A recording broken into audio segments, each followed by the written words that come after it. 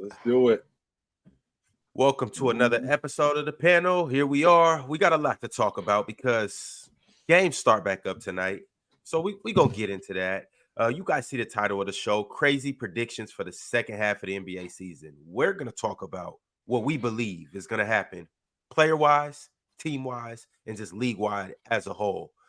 But today, we got a special and honored guest up here. We got my man, Coach Trey, up here. What's up with you, bro? Talk to us. How you feeling today? What's going on, man? I'm happy to be on, man. I'm excited about everything that y'all got going on, and you guys invite me on the channel. No doubt, no doubt. Yeah. Trey does a lot of things around the world. Ron, he happy right now. He don't really know us as family. Like, he come into the house to eat. Like, wait till we start eating and start drinking. Then he gonna be like, wait a minute, yo, maybe I should. No. I'm ready to go. I don't know if this is my family. Maybe I shouldn't be here because it get wild in here, fam. No, I embrace this energy. This is my element right here. You know, I'm happy to see it. This is what I need anyway. Word. I've been paying attention to y'all podcasts and you know, the back and forth with basketball. And this is what I've been looking for a long time. We're in a new generation in time where people don't really engage in these type of conversations. So that's why I love what y'all doing. Word. Yeah, no doubt. And these conversations, they necessary in the basketball world. Right. It wouldn't be cool if everybody just had an opinion and just kept it to themselves, or if everybody just agreed with, you know, the one guy that's on ESPN. We need people like Mars to, you know, set the record straight. We need people like Chill to come and test people's logic. We need people like me to be the contrarian. We need people like Ox to be a homer and go for his team at all times, you know? Well, yeah, to speak on a little bit about what I do, man, I'm an Olympic level and NBA level skills trainer. You know, the majority of my work is in Europe. I own my private facility in the French Riviera. I train, I'm sure you guys know Matthias Azort, you know, silver medalist from the French national team, along with a couple other guys. Right now, he in the running for MVP in the EuroLeague. And like I said, the majority of my clients is throughout Europe and stuff like that. And I was a one-on-one champion back in the day. I did that whole King of the Rock Red Bull thing, and I was one of the first to bring that one-on-one culture to Europe and kind of make it make sense. And, you know, you see a lot of the European players, they playing like us. They trying to uplift their game like us. And, you know, I believe a lot of people say over there that I'm a part of that culture. Like, I'm one of the faces of that culture. So over the last 5 years, man, I had a lot of success. And I really combined it with philanthropy. So, you know, I work with a lot of different governments around the world and stuff like that. Did a big project with the United States government with the Ukraine and Russian war and doing basketball camps on that level, Israel, all types of stuff like that. So, yeah, man, like I said, I'm blessed to be here. I'm blessed to talk to have this basketball talking. I'm ready to see how it goes. Are they playing like us, or are we playing like them? Because if you think about what the NBA is today, I mean, if you think about the top 5 players in the league, they're foreigners. Right. So are we playing like them, or are they playing like us? So my thing with this is we continue to get this narrative that Europe is catching up to us, right? Right. And I don't believe that at all, especially from my experience being over there. I'm over there like 6 months out of the year. Right. Like we all know the NBA is entertainment, and we all understand that at the end of the day, who's gonna sell them jerseys? You can get a kid from Detroit, he gonna sell what, 10,000 jerseys, but you get a kid from Slovenia or whatever, he gonna automatically sell 1 million jerseys. So those opportunities kind of come different when you're in the NBA and business and monetization and stuff. I don't want to take away from skill sets, but put it in perspective when it comes to the world championships and the Olympics and all that. If I was Evan Fournier, mind you, these teams, we send our 3rd place, 4th place players out there. If I was the Evan Fourniers, if I was the Rudy Goberts, if I was the Giannis's or whoever, instead of accepting those 3rd places, I would be getting on national TV and calling out the LeBrons, calling out the Westbrooks, calling out everybody. And that will determine if people really catching up or not. But as a whole, I really don't feel like Europe catching up at all. Like, you do have these anomalies such as like Lukas and Giannis's and stuff like that. But as a whole, hell no. Nah, not at all. So you think so you still think it's a significant gap. And that's largely due to the best players over here not playing. There you go. Because think about it. Like, I'm sure all of us play basketball. Right. And whether you go to LA, Detroit, New York, and let's say if you're out of towner, you come in there, if you start cooking, whoever the local is, they're going to be like, nah, it ain't going down like that. Right. You see what I'm saying? So if we talking about the world championships, if we talking about the Olympics, right. if we talking about whatever's going on, you know, like, what was it, in Tokyo, when Australia lost to the U.S., Patty Mills just ran up to Kevin Durant to sign an autograph. I would have been mad as hell. Right.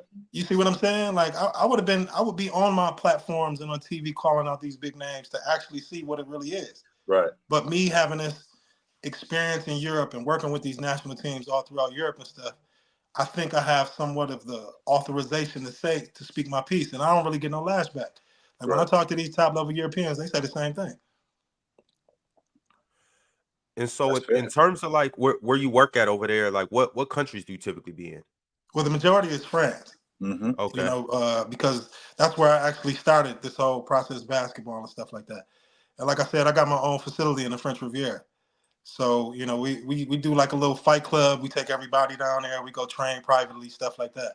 But I also work with Swedish national team players, Estonian national team players, just all throughout Europe. And I just pretty much get everybody ready for the Euro Championships and stuff like that. And occasionally I bring NBA players over there.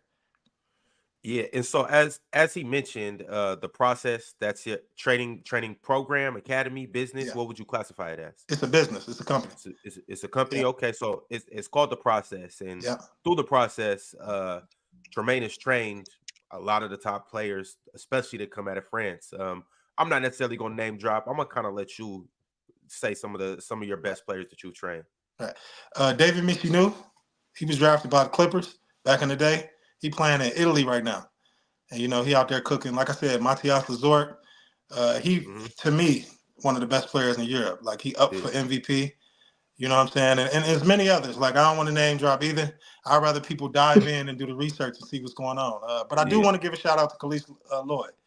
She like one of my best friends, and she one of the top female players that ever came out of Europe. And she played for the Swedish national team. She just retired.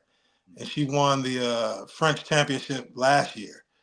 And she still got the juice to really keep playing, but she retired. So she like one of my best friends. I just want to give her a shout out. Okay, no doubt.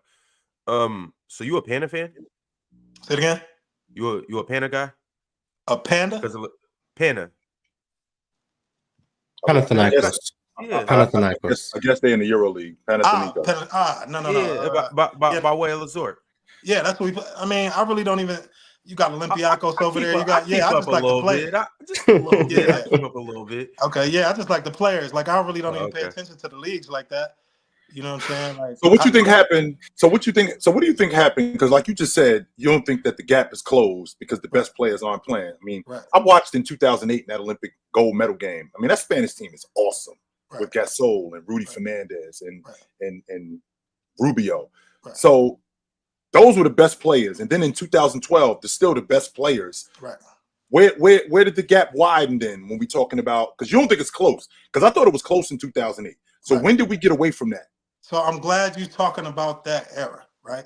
That era was, to me, let's say early 2000s up to 2010, was the strongest era for me in basketball, right? So that's when everybody was coming outside. You see what I'm saying? But once the transition of the NBA happened with these weak fouls and flopping and all this stuff, that's when people started, and money, of course. Right. That's when people started to drop out. But that era, of course, everybody coming outside. Then everybody want to play because that's when, like you said, the Gasols, that Spanish team, that's when people wanted to play. But basketball always fluctuates. It go up, it go down all over the world. Australia's starting to come up. You know what I'm saying? It always fluctuates. But that era was, to me, the strongest, the hardest, the toughest era. So what you're saying makes sense, but it just digressed after that. Just Mars, like the NBA itself.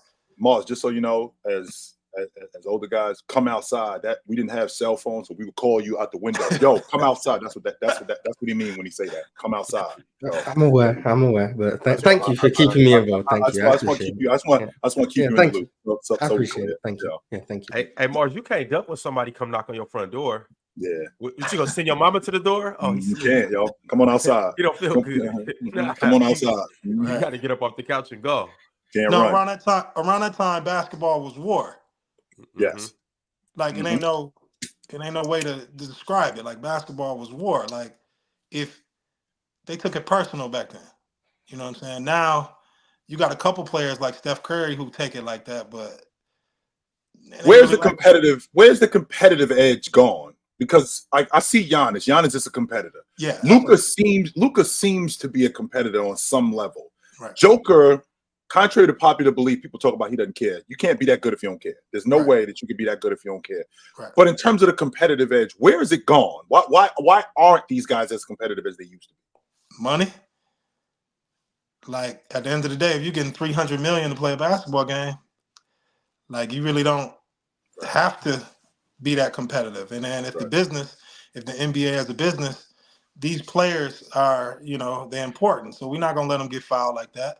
We're not going to let them get hurt like that. We're going to stop the flopping and all that. Like, these players are assets. You got to keep this going. Like, we're not going to find another LeBron James who can maintain something for 20 years. Right. But each one of these players, whether it's Ant-Man or even Giannis and people like that, they got a lifespan to generate that level of money for like 7 years, maybe 5 years. So you got, for me, basketball is a business perspective. That's how I run my company. That's how I run this training. It's business. Like, so that's where the competition come from. Back in our era, we taking it personal. Like, if somebody get a bucket on me, we gonna say something. We gonna push them around. We gonna go at them. But if you push somebody or if you say something and the ref jumping in, what type of consequence? You know what I'm saying? Like, I mean. So essentially what you're saying is that my reputation used to be my game. My reputation ain't my game no more. My reputation is bread now. That's how I feel. That's where we are. That's what we are in the game. And Because is that ever gonna change, or is that just the way it is now? It just depends on the players, really. It depends on, because LeBron, he out the door in a minute. So it depends on this new generation, like somebody like Ant-Man to go to the commissioner, because he actually play hard. He somebody to go to be like, yo, like, we got to stop this. We got to play. Get these refs out the equation. This is what the people want to see. You see what I'm saying? Like, it takes this new generation, like the Ja Morants and even Luka, to go in there, because Luka play harder. He played harder in the EuroLeague when he was with Real Madrid than he do in the NBA. He ain't even in the same shape. You see what I'm saying? So, and he don't have to because he in the league. So imagine being scared to get your ass bust, yo. Imagine that. Imagine being afraid to get your ass bust. Like, ain't that what this is about? Competition. You get your ass bust, that's part of it. Ain't that what it is? Chill for me. There ain't no pride. Ain't no pride. Yeah. I'm scared to get my ass bust. No, get out the ring then. But that was my thing, though. I was scared to get my ass busted, and that's why I played 110% every time I step on the court. Like, you're not going to get the best of me, and if you do, I'm going to make you have to go through all the loops possible to give me every single bucket you're going to give me. Right. But even on the defense, we ain't grow up with Instagram and stuff like that, though. You know what I'm saying? So nowadays, people like, oh, well, if I do this, I'm gonna be embarrassed. They gonna see it. Everybody gonna see it. We was just at the beginning of the highlight tape era and all that. You know what I'm saying? So I don't know. Maybe we would have been different if we would have grew up with social media too. You know what I'm saying? I don't know. Maybe that just takes the competitive nature out of it to bring some friendliness to it. I think a big part of it is money, but like you said, the social media era and shit like that really kind of get in the way of real basketball. Like, imagine a kid, he hooping and he already premeditated what highlights he want to get. You see what I'm saying? And then that translates into NIL, and that translates into real NBA dollars. Like, nothing wrong with it. That's just the nature of the business, but that is the business. But even still, you hit that on the head right there, though. You got to think about that. Kids nowadays, before the game, they're like, "Hey, yo, if we do this, I need you to do that. I got to get this on my highlight tape." Just, you know what I'm saying? So they not really worried about winning as much as they are as looking cool. But wait a minute, though, Big Ox. I did have to impress Coach K. I did have to impress Coach Jim Boeheim. I did have to do that, and I did talk to guys. However, my game I still had to bring my game, though. It wasn't just about me being on Instagram or being on a video highlight. I'm going up against this guy who's standing in front of me, who I know when I get back to the hood, if he get the best of me, I'm going to hear about it. If this dude get the best of me, I'm going to hear about it. And I'm going to have to hear about it until I see him again. So sure that we played, I appreciate the logic that we live in the era of social media and guys are a little more buddy than they were. It still sucks though, because like, they want to change the all-star game where having a 3-on-3 or 1v1. The reason why that's not going to work, because now you got to compete. And if you compete, somebody's going to lose. Right. But it's different. It's different from your people in your neighborhood or your high school when you go to school. Like, you can't avoid that. But I'm talking about hundreds of millions of people being able to see what you're doing at all times, being able to have access to your game. Is it though? Yeah, these young kids are superstars in the 8th grade. Like when we was doing that, and somebody would talk about, oh, I'm ranked this in the 8th grade, or I'm ranked that. Well, yeah, that's in your section, unless you got the parents that send you to them ABC, them big time camps and double pump camps and all that. Right. If you're not going to the double pump camps and all them and the Pangos and all that, then don't nobody. It's not no big deal. You know what I'm saying? Like nobody really knows until you get to that level in high school. Sophomore year when we going to the big time tournament, we going to the Super 64, we going to Houston. We going to those tournaments. Until then, nobody really knows. You know what I'm saying? So it's more so word of mouth nowadays. I mean, these kids are on Instagram and TikTok and all that in the 7th grade. You know what I'm saying? So we're seeing these highlight tapes. We're seeing highlight tapes. We're seeing highlight tapes of kids that they're talking about. Oh, class of 2031. Like, that's nuts. What we talking about? Nuts. Like this kid probably not gonna grow no more. He about to be 6'1". He playing down low. He's not gonna be the top 100 kid in his class. We're gonna forget about him by 2027. Right. And think of it like this. Why is not a Luka Kyrie Wands tape out? No, they've definitely played once. They've definitely played. Up. That's why I told y'all before. They for sure. You think they got it on in practice? It ain't no way around. Every time it ain't no way around. We talking about Kyrie, who was calling out a prime Kobe in the USA trials nationally. You don't 100%. Think Kyrie walking in the gym, hey, bruh, what's up? Like we're off season. What's up, big dog? So that's why I'm saying. That's why I be trying to, because I'm a ones guy. The reason why I got so much success is because I play all my clients. Right. And I be cooking. Right. And we keep the tapes so people can be like, oh, I got to take this to Olympia, wherever. Because if your coach beating you, you got to wake up. You know what I'm saying? So, but we talking about Kyrie and Luka. Why is not a Luka Kyrie tape out? Why is not that? It's either he not playing him or he getting cooked.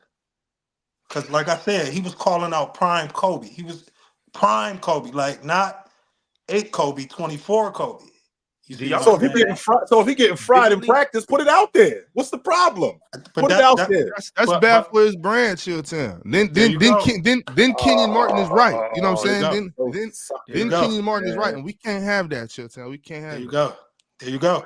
So if you put that small example in all of basketball, we hear where we at now. Right. Because that's what the people want to see. That's what it is. Like I believe a ones tournament will work because KD coming outside, Kyrie coming outside, DeMar DeRozan, he coming outside. Ant-Man. No, these dudes ain't, yo. They not. They're not coming outside. No, they not. In the ones? No, they're not coming outside. And the reason why they're not coming outside is exactly what we talked about. Yeah. A lot of these dudes are not coming outside because they got too much to lose. If they do come outside, they got way too much to lose. Because now, again, my reputation is my game, not my Twitter followers, not my sneaker company, not my gear. My reputation is my game. And if you really like that, strap up and let's get it on. These dudes ain't really with that drama. They not. Listen to who I named, though. The specific guys, not everybody, especially Europeans. But KD coming outside. I think KD with that. I do think KD coming outside. Steph, maybe. KD going to hoot regardless, sir. Like, that's KD. Yeah. KD just going to hoot. Yeah, and he coming outside. Because for him, it's like he ain't really tripping if he going to win or lose because he knew. But he'll take the chance on winning. He got something to prove. Luka not coming outside. Kyrie coming outside because he got something to prove. You saw Ant in All-Star weekend, though. I mean, he was taking it as a joke. Is Ant really coming outside? I think Ant is a competitor. But for this, is he really? Yo, Ant, come on, yo. Is he really with that? For the ones, yeah. He from Georgia? Yeah. Paul George. Yeah. Paul George coming outside for the ones, yeah. Because this All-Star shit, this All-Star 5-on-5 stuff, right? It's just different. Like you already see what's going on. You see the dynamics. They give, for example, Damian Lillard, he going through some shit right now. Right. So we're gonna keep giving him the ball to let him get his MVPs to elevate the game as a whole. You see what I'm saying? It's more behind it than just playing basketball. But once, it ain't no hiding. It ain't no hiding. Like you said, it is your reputation. It ain't no hiding. KD coming outside, Ant coming outside, Paul George coming outside, Kyrie coming outside. Because when they was doing that ones, we didn't know during the Euro, I mean, not the Euros, but the USA trials and stuff like that. At that time, we didn't know social media would monetize itself the way it is now. Right. And they was on camera with that shit. Mm-hmm. You see what I'm saying? We didn't know how the effect, like COVID. We don't know what the effects of a vaccine gonna do until 20. We didn't know that with social media either. And they was recording that because they was ready to go. And back in the day, back in our era, people was playing ones all the time. Right. That was the game. Yeah, I'm sure y'all just saw the interview of Carmelo, how he got better. He was just cooking everybody in the ones. Right. Like I would love to. I would love to be honest with you. I would love to see these guys strap them up. Let's get it on. I would love to see. I would love to see that. The question is what do these guys have to lose as opposed to will they really get it on? Yeah, that's the $1 million question. That group of guys, they coming out, and that's all you really need. I think Dame will come out for sure. My theory on that, the guys these past 10 years, that's just incredible scores, one-on-one and stuff like that. My theory comes from playing a lot of 21. I think that generation of guys that we played a lot of 21. Whereas you end up playing 1-on-3. Like I got 3 dudes. I got to learn how to protect that ball from over here. Over here, I got to be able to spin, keep the ball away from him, finish with the offhand. Like that. That's just one of my theories. We played a lot of 21. 32 too. Where it wasn't no free throw. Yeah. You had to do that too. I'm from the Midwest, so yeah. I wonder if James would come outside. I don't mean now. He good. I don't mean today. I mean today. I mean, you talking about James Harden? Yeah, James Harden definitely. He can't be talking about Brian. That's what I'm talking about. I'm talking about James. Would he come outside?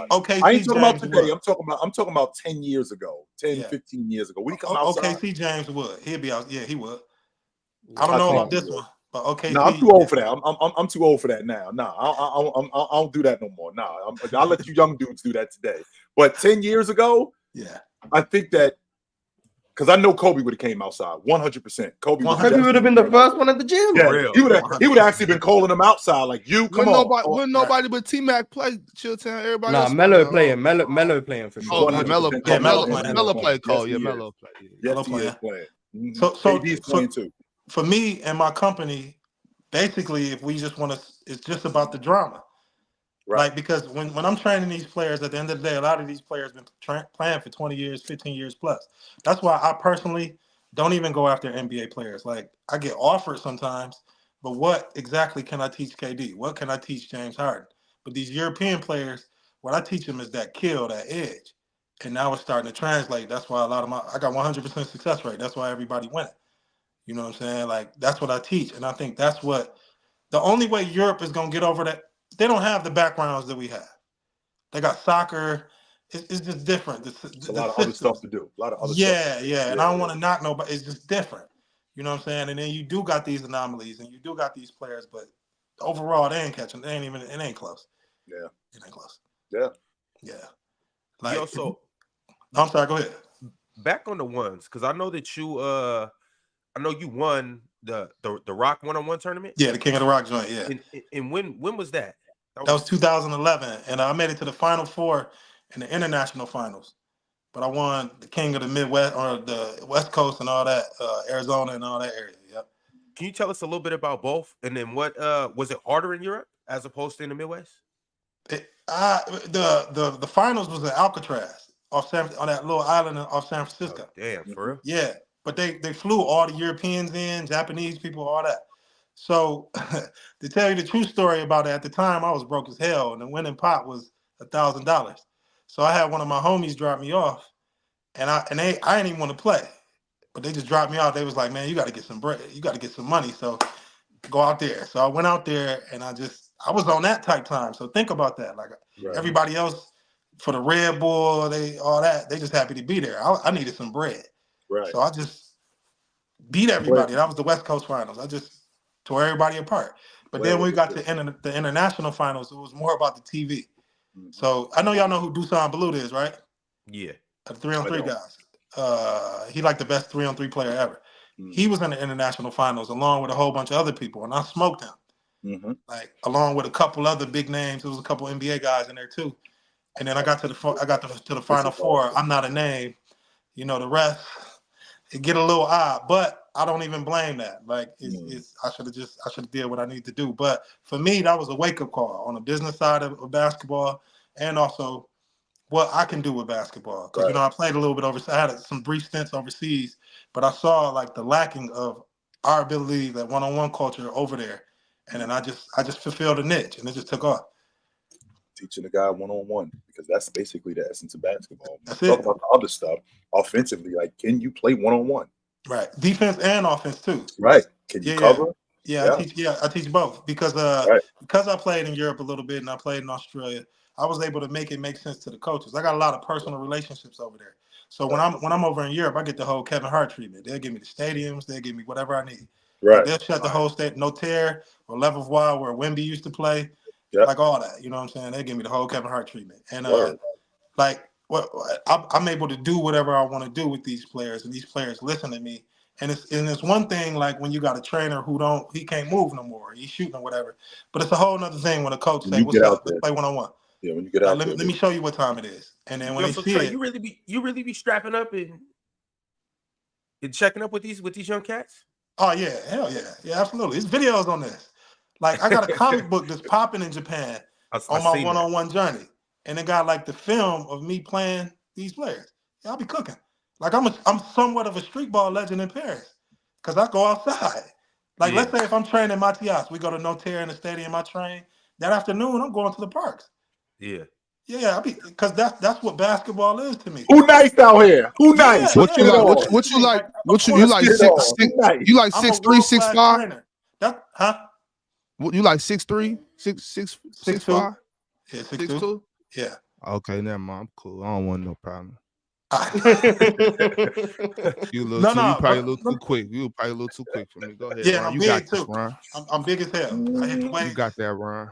Yeah. So I'm big as hell. So when we do our Players' Choice one-on-one tournament, because you know it's a big group of us, we definitely want to send you a personal invite. I'm there. No doubt. I'm there. I can't rock no more. If I could still do it like that, I would definitely ask you to come outside. Definitely. Okay. If I could still do it, I can't do it like I used to. So that's why I haven't played in such a long time, because I see these dudes and I'm like, yo, 10 years ago, I'll bust your ass, but I can't do it like I do it. So I can't get on the floor. I won't embarrass myself. No, ones and king of the court and all that, 10 spots, 5 points each spot.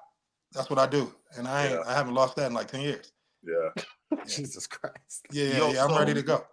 So if let's say the NBA was to implement this in an All-Star game, or let's say they were supposed to do it in after the season or whenever they was to do it, All-Star game would probably be the best time. What would the rules be? If you could set the rules, what's the prime one-on-one rules? 3 dribbles? What they do already is king of the court. Yeah. So for us, when I train my players, we do 10 spots, 5 points each spot, mid-range around, and we do above the 3-pointer around. Then you got the 2 corners you coming downhill, so 12 spots. You see what I'm saying? Because now it fit every player. So like, let's say if you got a big, you can roll it out, start at the block, and you do each spot. Then the outside, that's for like the 2s, 3s, and then coming down hills for the guards. And that's how they should do it. Then that's going to require a lot of stamina, but that's how they should do it. Every time you score, you stay on. Whoever gets scored on, he off. And that gives it, and it's enough time for everybody to get enough chances to get the rock, to score, take it serious, whatever the case may be. That's how they should do it. It shouldn't be just no one-on-one tournament, unlimited dribbles. No, it should be 3 dribbles max. Outside the 3-pointer, it should be 5 dribbles max. And way at the half court coming downhill, that's when it become unlimited. February 2024. Who's the best one-on-one player in the game today? Line them up. All of them. In the world. And who's the best one-on-one player in the game? Okay, interesting. Man, I'm going with Kyrie. Irv is the best one-on-one player. He's a better one-on-one player than Luka. Yeah, hell yeah. Hell yeah. Yeah, better one-on-one player. Especially if you got a limited amount of dribbles. Yeah, that's it. Ox, you're only getting 3 dribbles. You think he's a better one-on-one player than Book? You think he's a better one-on-one player than Donovan Mitchell? With 3 dribbles. That's it. Yeah. That's all you're getting. KD? I think you got to separate. I think you got to separate. Yeah. Separate what, Moss? like KD, what 7 feet? Like I think you gotta have some like 6'5" and below, or 6'6" and below. So we'll not say if you playing three dribbles from all these different spots too. Everybody's gonna have certain advantages. Right. I guess that does even it out, but yeah. I disagree with the I'm just me personally. I'm looking at Joel Embiid. I'm like, what are you doing with Joel Embiid? I don't get dribbles. I don't no get parameters. No parameters. It don't matter if you 7 feet. It don't matter if you 5'10". So with 3 dribbles, Mars. So Mars with 3 dribbles, with 3 dribbles, and 6'5" and under are you taking Jamal Murray or Kyrie Irving? Okay, 6'5" and under. I'm taking Kai against anyone. I am too. Yeah. He can play in the mid range. He got every variation of a 3 ball you can want. Both hands around the rim. Yeah, I don't know what you do with Kyrie, but once you start bringing in these 7-foot behemoths who can move, it gets kind of tricky. Like that's where I'm at, because Joel Embiid can stay in front for a couple dribbles and force you into a tough shot. Now I'm not saying he's gonna mop everyone, but I don't see how you beat Joel Embiid. It's different. It's different. It's different on 3 dribbles 1-on-1, because you got to realize, like, I got more. If I'm Joel Embiid guarding a switch on a guard, let's say Donovan Mitchell, if he's going one way, I can jump that because I got other defenders on my team. If I'm playing Donovan Mitchell 1-on-1 and I'm Joel Embiid, if I get to going right and he goes this way, I'm cooked. You can get to the rim from the 3-point line. You can get to the rim in 1 dribble, 2 dribbles. You know what I'm saying? For sure. If Joel Embiid misreads a jab or anything, he's cooked. He's done. You know what I'm saying? He's not like skunking anyone, but the same advantages guards would have against Embiid, which I'm not doubting that. Like, look, there's going to be a quickness disadvantage, the agility to change direction, sure. But then he's going to have like the amount of advantages he has with the ball in his hands, because he can play with his back to the basket. His face-up game is second to none. Right. He's got a jumper. He can also his change of direction for a guy that size. You're not stopping that. Right. Guys like Jason Tatum and Kevin Durant are terrorizing Joel. Right. Joel can't play with KD. I can hear. Right.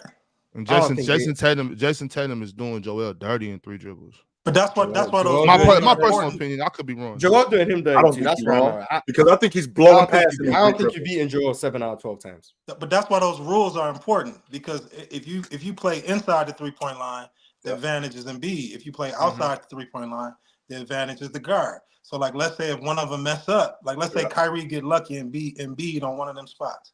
Now he up. Now it's his opportunity, because now he got the advantage coming downhill. You see what I'm saying? So for me, it's no stipulation. Basketball is basketball for me. It don't matter height, size, whatever.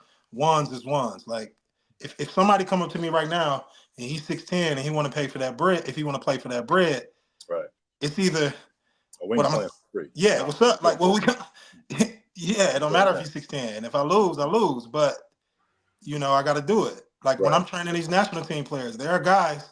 I had to play the entire Estonia national team once. It was dudes on there who was 6'10", 6'11". Like, there's a whole video on this. Right. I had to smoke everybody because they wanted me to prove what I'm talking about. Right.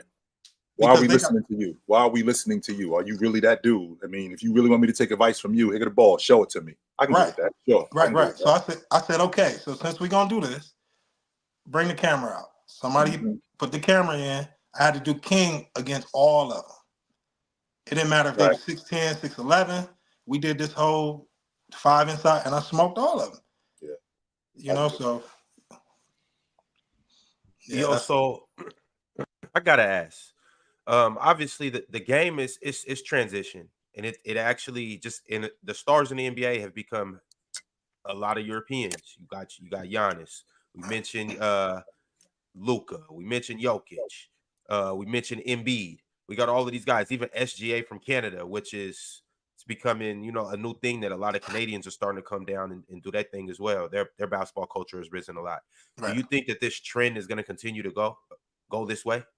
I think that, like I said, when we're talking about the new generation of players like Ant-Man, SGA, people like that, I think that they can have the opportunity to make basketball back to what it was.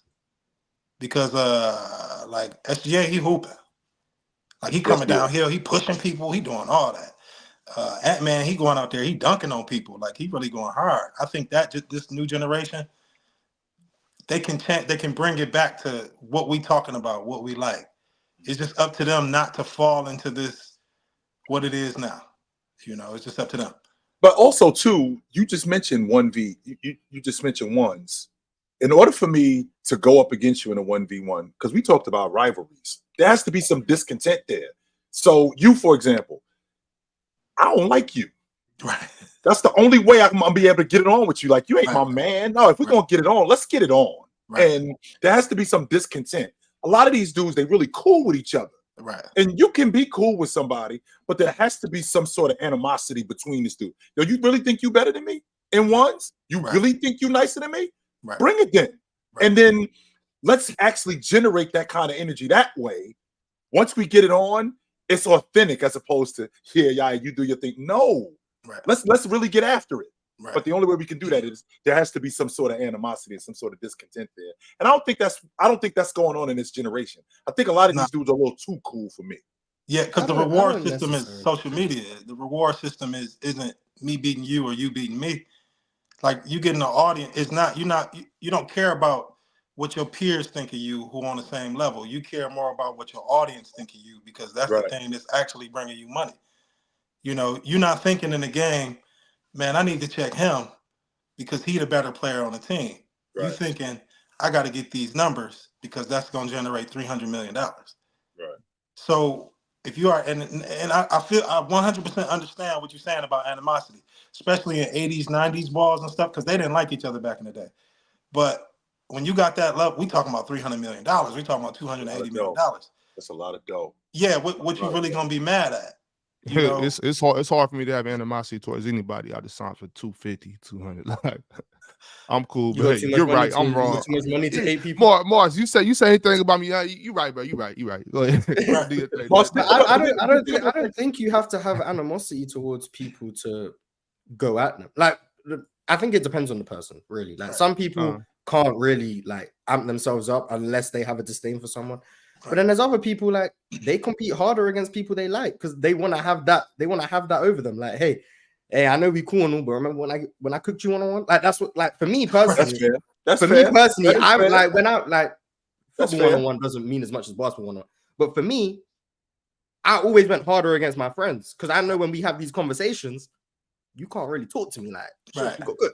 Like, that's where I'm at with it. So, like, I think it depends on the person. I think I heard KD say something similar, like, some people do compete harder against like the people they're close with because they want to be able to have the one up in those conversations.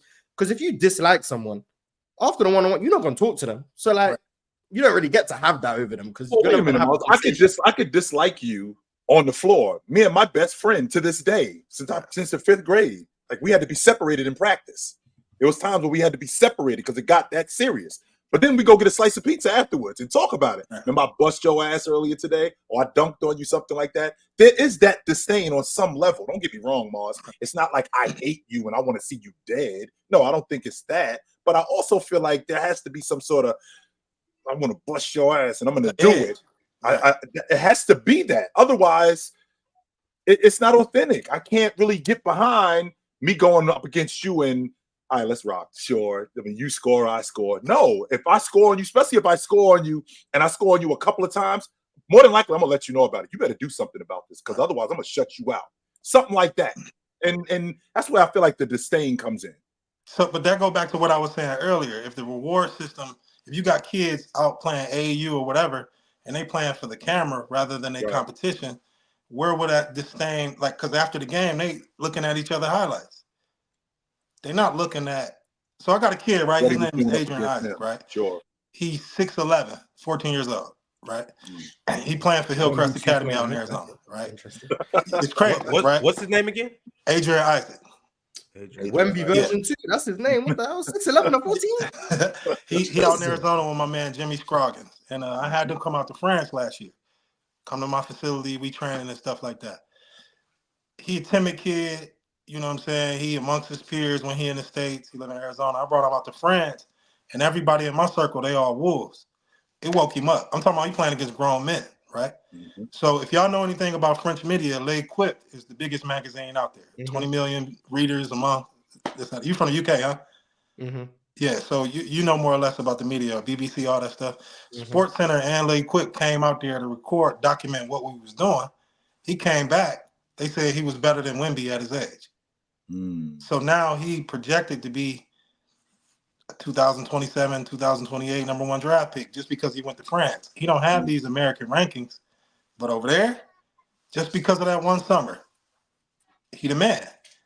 Because he went against elite competition, especially European competition. He came back, he played for Hillcrest Academy and got a killer in him. That now he got to see something different in basketball, because over there, they still outside. They still playing at the parks.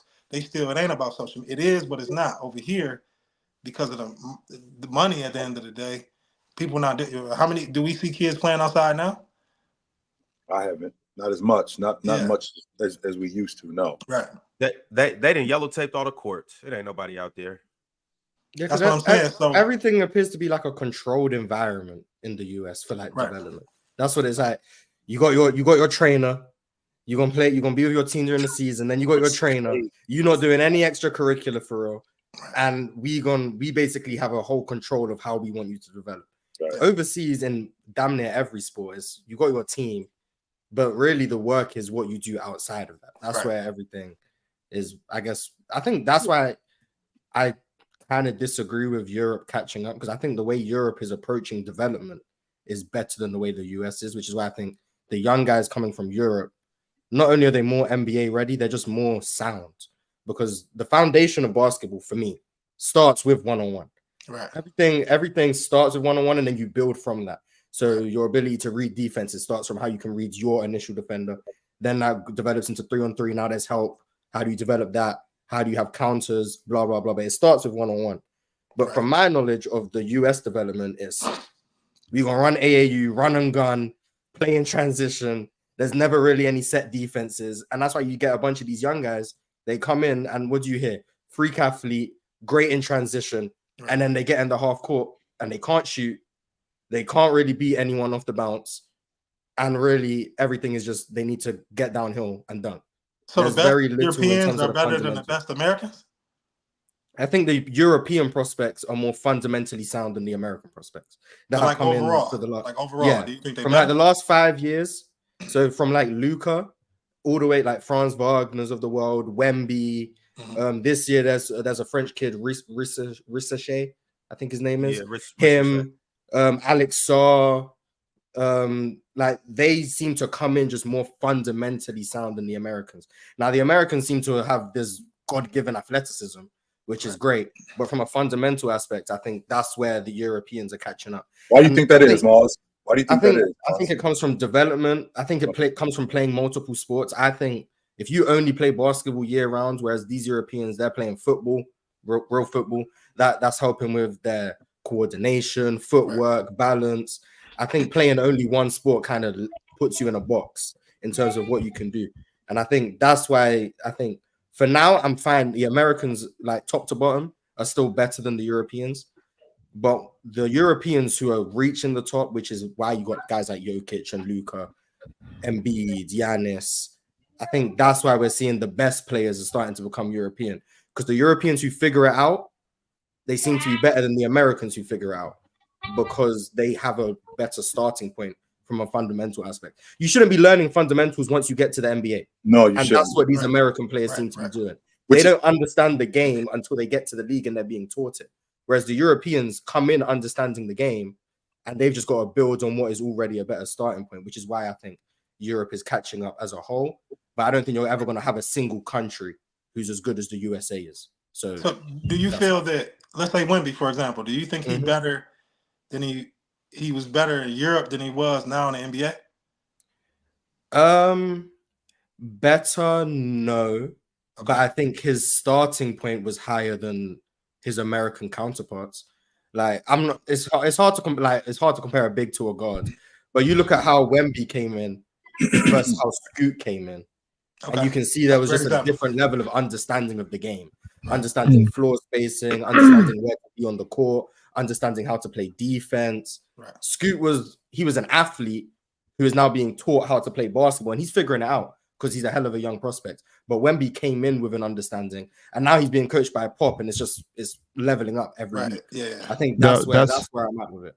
That point right there though, more is about the multiple sports. Like I think you hit that on the head right there with kids being told by trainers and by coaches, because there's a lot of foxes and wolves in this industry. You know what I'm saying? That are going to grab like, oh, now that kid he needs to be here or she needs to be here, and telling the parents, you know, don't let them play soccer anymore. You know what I'm saying? Don't let them do this. Focus on basketball. This is where they're gonna get paid. This is where they're gonna get their scholarship. But to me, you can't really tell just because an 11-year-old kid, like, oh, that kid's going to this school or something. Like, I agree with that, because certain different sports teach you different things, how to use muscles you never use, like, you know what I'm saying, baseball, tennis, soccer, all football, all these sports. Like, I think that really helps with just developing a well-rounded athlete, as opposed to, and I mean, I love hoop though, so I stopped playing other sports probably when I was like 14, but you know, I agree with that though, Mars. I think more parents and even coaches of one sport should, you know, encourage kids to keep playing different sports. I think that helps in the long run.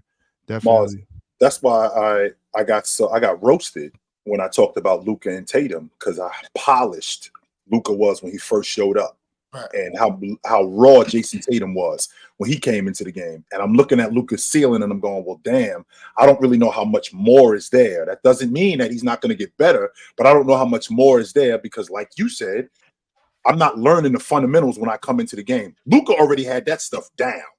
All of that stuff that you need to learn, he already had the ability to pass, the ability to read defenses, the ability to just get downhill or know where an open shot is. He already had that. And now we're coming to a league where there's less defense and it's simpler to read defenses as opposed to what it was over there. Well, now he's going to look even better as opposed to a guy like Tatum, who I had compared him to originally, because I'm thinking to myself, well, Tatum still has to learn all of this stuff, because him only playing college 1 year, he's like this, as opposed to Luka, who's already up there. So I feel like these guys that come over from Europe, that timeline is already there, where they already have. I feel like that timeline is already there, and guys here are behind the curve off the strength of not learning how to 1v1, not learning how to read defenses and things like that. When Luka first came in, he was working with a guy named Mike Torres, who used to play in Mexico. Yep. And that's who really got Luka right. Like, when he came over here, he had a private group. In America? He was working with Mike Torres? Okay. Yeah. He's from LA. They had a very small, clean-cut group, and that's what really got Luka right. Not to take away from what he was doing in Europe. And same thing with Wemby. Wemby is working with Tim Martin, and Tim Martin was going over to Europe to make sure Wemby was right.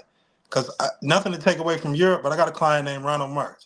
And he was, at the time Wemby was playing for Lebevois, Ronald, I think he was playing for Sherelle. He beat him twice and dropped 30, like both games. Right. But he needed that trainer to get him right. And Tim Martin, like one of the biggest trainers in the world. Like he almost on par with Phil Handy. Like he the one who got Wemby right. So it was a combination of what you said, the structural system of Europe, but he needed that extra oomph for a trainer, a world-class trainer, to get him right. Same thing with Luka. Like, and because like when Luka came in, that's when Dennis Smith was over there. Right. And so it do raise your point to say that Dennis Smith got all this athleticism, this, that, and the other, but Luka came in, he knew how to play. Plus he fit the system of what they was trying to grow anyway. That's where the business side comes in. Because I don't think in practice, Luka, especially when he came in, was frying Dennis Smith. I don't think so neither. I don't think so. I think Dennis Smith was cooking. Yeah, okay. And you see now, I didn't know Dennis Smith could play D. Right. You see what he's doing in Brooklyn, he locking people up. Ron, that super chat right there, AAU ruined American basketball. I got to speak on that. It's not AAU. It's that thing. Guns don't kill people. Stupid people with guns kill people. You know what I'm saying? AAU ain't ruined basketball. It's bad AAU coaches and people like trainers who never played. Ox, is there people in AAU? Are there guys are there coaches in AAU that are actually teaching the game? Right here, because you playing here. like I'm 17 teaching- million that's- games in 2 days. They ain't even practicing. So that's they ain't working on some, playing no, games. that's some programs, but that's not all programs. We didn't do that. We played a lot of basketball, but we practiced 2-3 days a week. You know what I'm saying? So it wasn't like that. You know what I'm saying? There are still plenty of AAU programs that practice. I got a boy in Idaho, Kevin Galloway. He got a program out there, DNA. They are practicing. They got breakfast club. This is an AAU program, and they're practicing at 6 a.m. in the morning before going over things. You know what I'm saying? They're practicing playing basketball. Now he was a high level basketball player. He played all around the world. He's still playing. Right. He's older than me. He's still playing, but he understands like this is what it takes to get better. So that's what I'm saying. It's not AAU basketball. It's fake coaches and fake trainers that don't know what they're doing. And because as we talk about that a lot up here, youth athletics is $1 billion industry, and people want a piece of the pie without having the proper prerequisites, without being qualified at all to teach anybody anything. They're just like, hey, tell them, mom, hey, you want your kid to play? Come on. You know, I can get your kid to this school. Come on. We got cool jerseys and nice shoes, and I got a little bit of money to take us to this tournament over in Orlando. But do the top guys want to go to the AAU programs that are like doing it the right way? Like, if you're they want to go somewhere they can do it. They want to go somewhere where there's no accountability, and they just going out to play. They can miss 12 straight shots. They're not coming out the game. They playing the whole game regardless.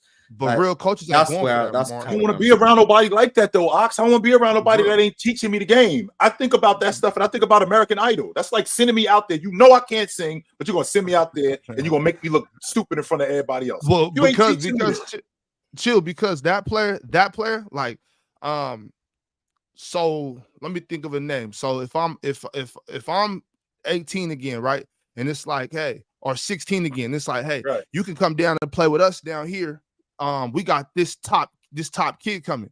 That guy he's the bait, because there's parents. The thing about a lot of successful AAU programs, they got a couple parents that got disposable income. And they're the ones paying for this, paying for that, paying for that. They just want their kid to have fun, let their kid play a couple minutes, you know what I'm saying? Or maybe they're delusional and think their kid might get a scholarship and he's really not that good. But this coach is going to let him play because I want to get paid. But they're grabbing these players that are like, you know, top guys in the area, and they're like, okay, we'll go with him.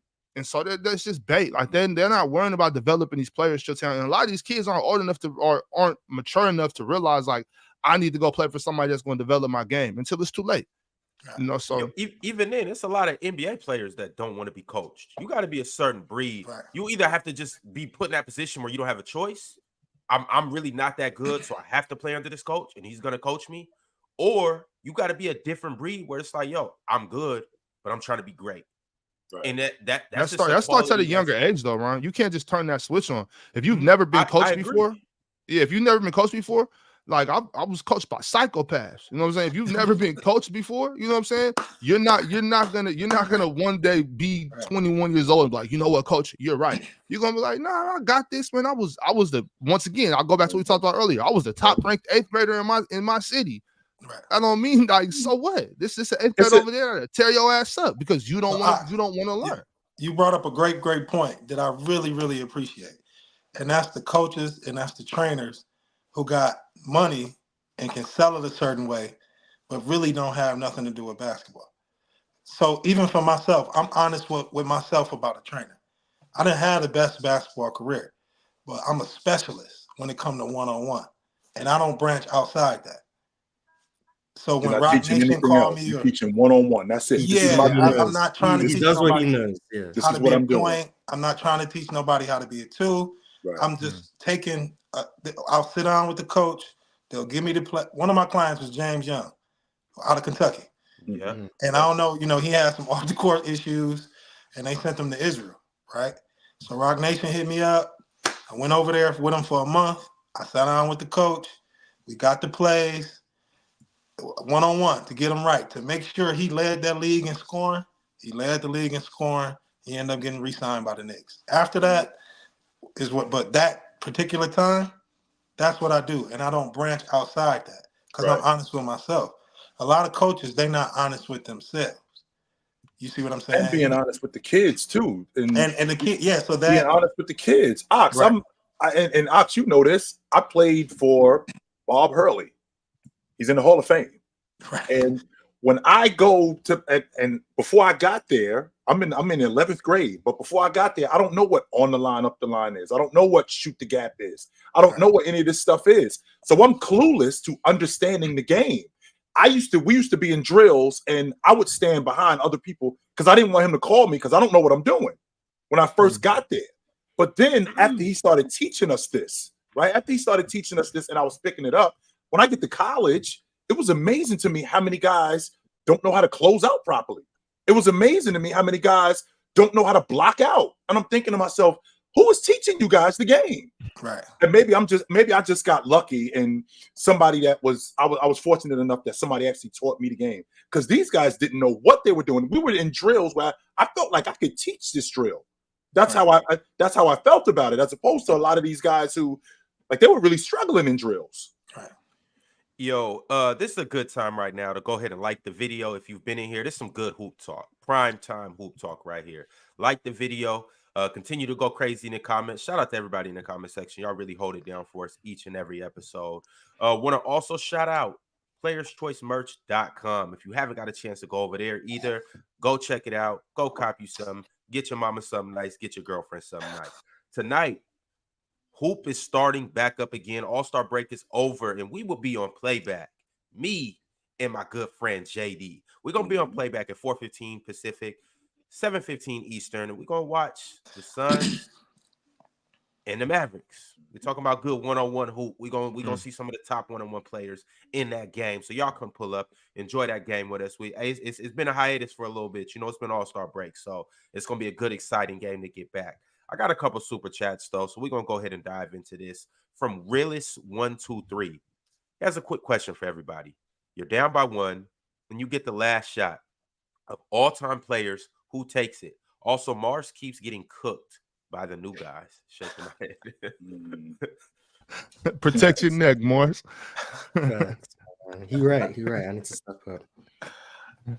I think Jordan is the best scorer of all time, so he's the guy that I'm going with if it's a one-on-one type of thing, because Jordan was I think Jordan is the best one-on-one player that I've ever seen.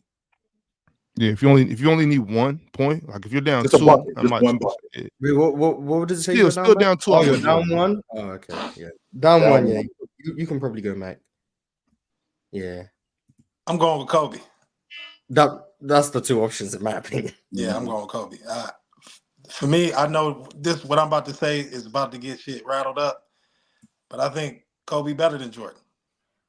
I've heard that before. That's not that's not news. But like you take like the legacy off the like the legacy and the accolades. We're just talking about ball players, Mars. The better player, Michael Jordan and Kobe Bryant. These 2 guys together, face to face. Who is the better ball player? Who better at basketball?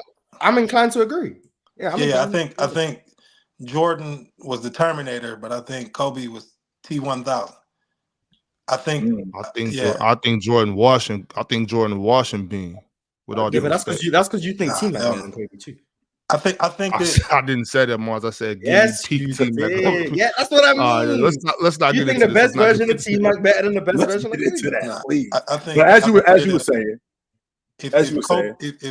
if Jordan and Kobe walked in the room and they was like, y'all need to play one-on-one, I think Kobe especially that 08, 09, 010 Kobe, when he was big, stocky, I think he gonna cook Jordan. What's the separator with Brian and Jay? We're just talking about ball players. What's the separator? It's, first of all, Kobe could dribble. Second of all, he could shoot. Third of all, he was big. Right. So I will say this, that Jordan's killer and his arrogance is on a level that I have never seen. So that is the thing that really might push him over the edge. Right. But like, let's say if they had to play ones, I think Kobe winning that because of those factors and because that's his hero. Like if you walking in the room and that's your hit, Jordan go come in on some arrogant shit. Right. Kobe, he gonna take this shit serious from the beginning. Right. Like he gonna walk in, he gonna be trying to push Jordan around. He gonna be trying to put him on the ground. That's specific Kobe. So that's the thing that, because my list and all that stuff, it ain't about rewards and awards and all that shit. It's more about the individual. That's this dude over here. That's this dude right here. He's a basketball player, right? That's this dude over here. With that being said, so Jordan, he was able to enhance his handle. I think Bryant might have a deeper bag in terms of handle, but fundamentally, Jordan handle, I think it's the best. I mean, how many mid-range shooters are better than Jordan in the history of the game? But and in terms of getting to your spots. Yeah, and you talk about being bigger. I mean, Jay played at 215. We ain't talking about the Jay who showed up at 199. Yeah, but that's like 90. But after a while, no, that's 1991. 91, 92 Jordan wasn't 215. He was like 205. But after a while, how many hard? They got him on 96. So what was he in 96? Because he was bigger in 96 than right. Like, what you mean? 96 Jordan? No, nobody wonder what 96 Jay. That's what I want. So how, if 96 Jordan was bigger than like 93 Jordan, which I think everyone can see, how big was 96 Jordan? Like 225? No, he wasn't that heavy. He was around 215. So if we're talking about 92 Jordan was what, 210? 91 Jordan? But think about the game. So he was a lot heavier. And you talking about that pull-up. How many hard left pull-ups Jordan gonna be able to get off on Kobe? Like Jordan not going downhill and dunking it right to left. Right. But Kobe can, both feet.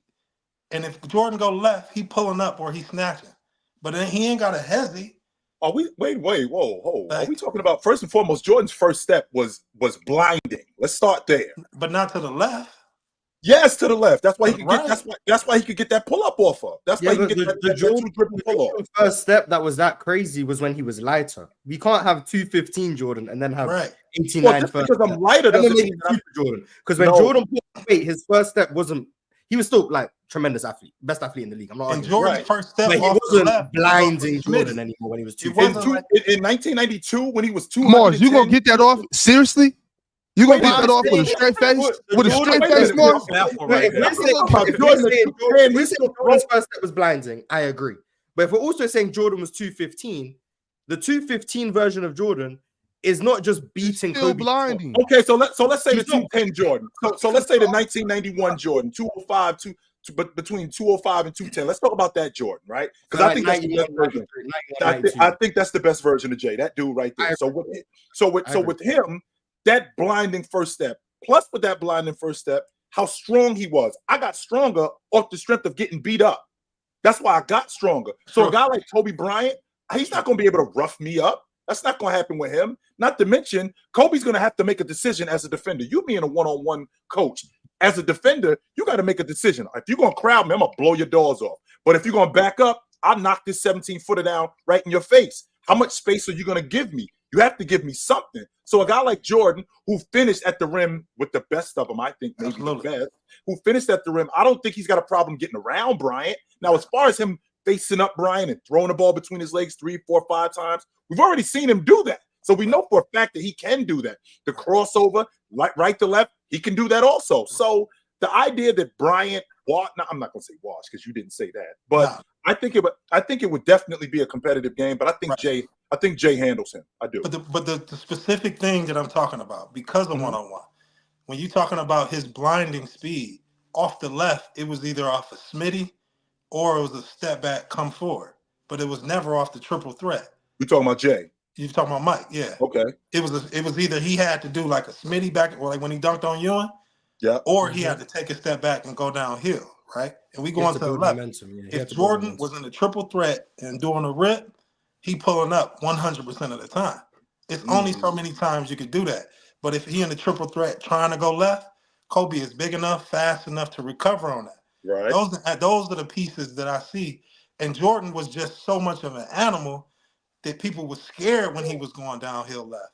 Right. Now you thinking he got this blinded speed, but we talking about Kobe Bryant. We talking about the mentality of this one-on-one game. Right. Those are the things that I look at. Like and that's fair. But one thing, you being a 1v1 coach, one thing sets up the other thing. So Jordan's jab and go was blinding. Well, I'm setting you up with the jab and go because Jordan was great jabbing, going right to jabbing left, I'm jabbing right, then going left and going downhill. I've seen him dunking on Hot Rod Williams. I saw him dunk on Brad Daugherty going with jabbing from right to left. He's going to do that. Now there's nobody in the lane. It's just me and Kobe Bryant. I'm going to be able to get by him because I'm setting him up. One, jabbing and going because I'm going to freeze you with the jab. Then I'm going to go because how blinding his speed is at that point. And then once you bite on that, when he jabs and goes to the left, Kobe's going to have to bite on that pull-up because you already know how the pull-up is. And he had that hezzy where he can go. Now, don't get me wrong. It ain't Kyrie. Who had the hezzy? Jordan? Oh, Jay, absolutely, Jay had the hezzy where he'll show it to you. Yeah, absolutely, he had it where he'll show it. You talking to a dude who studied Jay. No, I'm not taking nothing away. I swear, I ain't taking nothing away. Jay, 100% he did. You telling me he doing this? He didn't have the he didn't have that. No. He didn't. He had to freeze you and then blow by you. He just stopped. He'll just stop for a second. Yeah, he had that just to freeze you and then go. Because my thing with Kobe is he was in both eras. Right. That he was just in both eras, so his knowledge about the game, just who he is as a man, learning all these languages, it's just who he is as a man. So for me, the determining factor is how they walk in the gym on one-on-one. Now in the game, it's different. In the game, it's a little different. We're talking about one-on-one. Jay, Bryant looking at Jay like, I'm gonna bust your ass. He ain't looking at he ain't coming in the gym looking at Jay like, yo, that's Jordan. Yeah. But no, he like, I'm gonna bust. You don't think Jordan looking at him the same way? Absolutely, he is. That's why it's gonna be a great one-on-one for that reason right there. Right. I just feel Kobe, especially when he felt, and he had the off the court troubles too. Like when he was dropping on him 40, 50 point, 60 point games, the edge is just different. That was an animal, Jay. That was an animal Bryant. That was an animal Bryant. Yeah. But I can say the same thing. I can say the same thing for Jay, who he had all of the nonsense going on with him and with the stuff in the early 90s too, where they were trying to pin the gambling stuff on him and all of that. So he had that edge too. Right. So that's why I'm just saying Kobe is an evolved better of Jordan, an evolved version of Jordan. I'm sorry. And it just depends on the mentality of the two players. Because everybody else, you just might as well forget about them. It's just the mentality of them two. Even LeBron, to me, like the best player to me is Kobe. But like, let's say, for example, legacy-wise, if Nick Anderson hit those free throws in the playoffs, and if Kobe and Shaq stay together, Shaq is the greatest player of all time to me. Like when Nick Anderson missed them in the finals against Houston, because he would have had the most championships. If him and Kobe would have stayed together another 4 or 5 years, then all these analytics would have went out the window. But you mean Penny Hardaway? That's what you're talking. No, I'm talking about when in game 1 when Nick Anderson would have missed like 3 free throws. He missed like 3 or 4 free throws in a row. Yeah, and they lost the game and they ended up losing the series. And the momentum just went downhill. If they would have won that's a championship for Shaq. And then let's say if Shaq and Kobe would have stayed together, right? Because I'm switching our subjects a little bit. I'm with you now. Okay, I'm with you. Yeah, if Shaq and Kobe would have stayed together, because the debate is always who the greatest player ever, but there's so many factors outside to determine who are the greatest players ever, because it's teams, it's because of coaching, it's because of all this other shit. But the person who had the most perfect analytics is Shaq because of those specific factors. If he would have stayed with Kobe, he would have won 3 more. And then if he would have won that one in Orlando, if Nick Anderson had missed those free throws. Can we also make the argument that if Doc Rivers wasn't such a bozo, that maybe T-Mac might be the GOAT? Oh, I think about Tim Duncan. I'm saying, can we make that? Can we go that route? I'm saying, like, I'm already on record that if they stay together, that's 8 trips to the finals in 10 years. Just them two. If they stay together, that's 8 trips to the finals in 10 years. Them winning 6. In addition to what he already did in Orlando. Right. We're having a way different conversation about Right. And that's why Shaq would be the greatest player. That's why I don't really dive into this who the best player of all time, because it's way too many outside factors to determine that. Like D Rose is one of the greatest players of all time to me. By far. Because at what guard and what era could defend him? Not an Isaiah Thomas. Not a Joe Dumars, not a Bob Cook, nobody. You know what I'm saying? But he got hurt. Those analytics kicked in. Here we are. You know what I'm saying? So, but the 2 people who I just believe in the most is Kobe and Jordan. Yo, I do want to ask everybody up here a question too, and I got a super chat to read right after this. Do we not give Shaq enough respect in the GOAT conversation? We don't. I think, and we'll get to. Trey, in a second, we'll get to your top 10 list. I think I got Shaq the highest on my list. I think, But dude, we like Shaq. No way you got Shaq higher than I got him. Who? You don't have Where you Shaq got him higher at, Ron? Where you got him at, Ron? I got him at 4. You got him at 3? Oh, okay. So I'm saying, with that being said, so Shaq is high on all of our lists. Why doesn't he get enough credit in the GOAT conversation? Because he didn't play. He. I'm not gonna say he didn't play hard, but in everybody's perspective, he could have did more. Yeah. I don't want to say he didn't play hard. Yeah, people view him as. I always hate this. People don't look at what Shaq is. They look at Shaq through the lens of what he could have been. Right. So they end up ranking him lower because they think he could have been more. Right. Even though what he was still better than damn near everyone you've ever seen. I always say the best version of Shaq can stand with anyone who's ever played the game. Mike, Kobe, LeBron, Kareem. If you give anyone 2000 Shaq, that version, he's standing with anyone. But people will be like, well, he could have done more. He could have done this. He didn't work hard enough. He could have been so much better. So they end up ranking him lower. And I'm just viewing it like, stop looking at what he could have been and just look at what he did. And people underrate how long he was. He came in 92 and was great all the way until like 05, 06. That's like 13 years of being one of the 5 best players in the world. Not many people can do that. Like people be like, oh, Shaq's longevity was disappointing. Find them out. How many people can 14, you say for 14 years were one of the 5 best players on the planet? Coming in from day 1 till year 13, he was top 5 in MVP. Like, not many people are doing that. So I think Shaq is underrated. Now, do I actually have him top 3? I don't know, because my list seems to be changing a lot.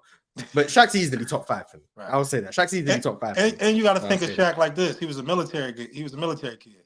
So, like, let's say, for example, with being in the military and stuff, order and discipline plays a very key part.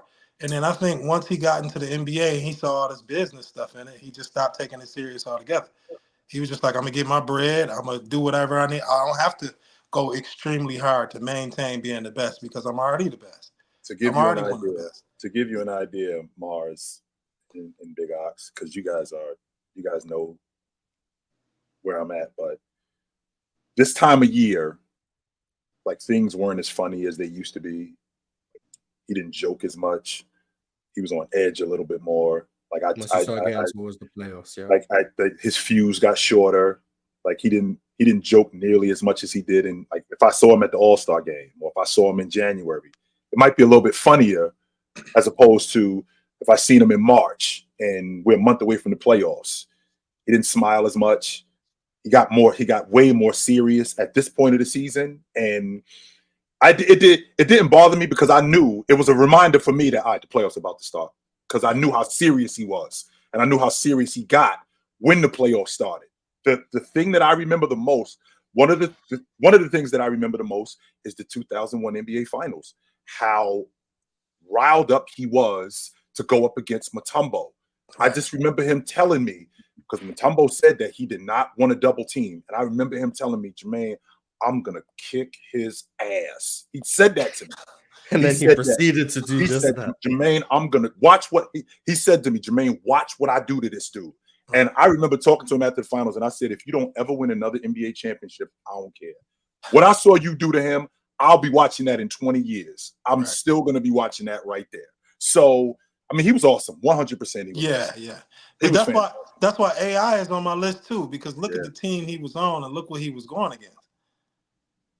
Like, to get to the finals and going against Shaq, like, that's why AI on there, too. And within my list, AI, I'm not going to say he wasn't the better player, but he wasn't the most skilled out of the Steph Currys and the Kobe's and the Jordans and stuff like that. So, for my list, the reason why it's so crazy is because if you put any one of my players in that list on that team that AI had, they're going to make it to the finals. Especially in that period of time. But that's why Tracy McGrady not on there, because I don't think Tracy going to the finals, whatever, beyond back or whatever, he gonna make it to the finals with that team AI had. Tracy cold. Don't get me wrong, he cold. He cold, but I don't think he gonna make it with that. But why do you think he wouldn't? Is it because I don't think it could be a skill set thing with T-Mac? Yeah. So what is it? Is it the mentality? Is it he wasn't? Because AI no matter how many shots he misses, he coming back the next play, he doing the same thing again. Right. I think that's one thing. Like, for some reason, I'm known as an AI hater. I don't get it, but I can't take away the fact that AI. One thing I respect is there's no conscience with AI. Right. He won't remember that for 4 straight plays he's missed that same midi pull up. If it's there the next play, he's gonna take it again. And there's nothing like as a defense you can really do because AI is attacking you every play.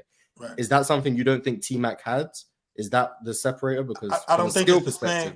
I don't think it's the same killer instinct. Like you gotta it's the same. Like AI at the end of the day, he went to prison when he was about to graduate from high school. Right. So imagine he didn't think he was going to the league. So imagine his mentality. Every shot he's shooting. Tracy came straight out of high school, so it's a little bit easy. It's like I don't think he necessarily will recognize those moments as tough as AI would and everybody on my list.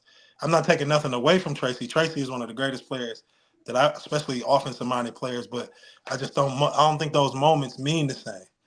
Especially with the mentality. So the mentality is your logic. Like where are you mentally? Yeah, where are you mentally? Which I don't know these people, but right.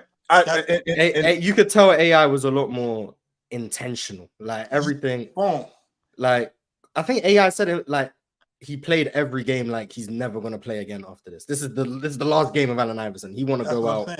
He want to go. If I never play again, I can be happy with. I left everything out there. Maybe T-Mac didn't feel that same way, the same sense of urgency. Like maybe in what was it, 2003 when they blew that 3-1 lead. It wasn't the same sense of urgency because there's always next year. That type of thing. I don't think AI viewed it that way. It was like this game is the only game that means anything, and then this game will be over. We'll forget that game. The next game is the only game that means anything, and it's that same repeatable mentality that I don't think many people have had that. I don't even think you can find 10 people who are like that. AI was crazy, like not negative crazy, but he was crazy in that crazy. Way. That's why, but see, Miles, that's why I struggle. I struggle with the mentality logic because I mean I had a conversation about killers and who was more of a killer. Right. And I think that one of the examples that I gave was between James and Kobe.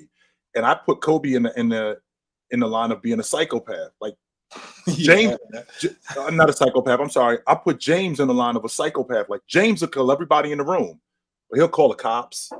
He'll say, "Yo, I had to do it." Kobe, on the other hand, he'll kill everybody in the room like a sociopath and be like, "All right, let's go to dinner.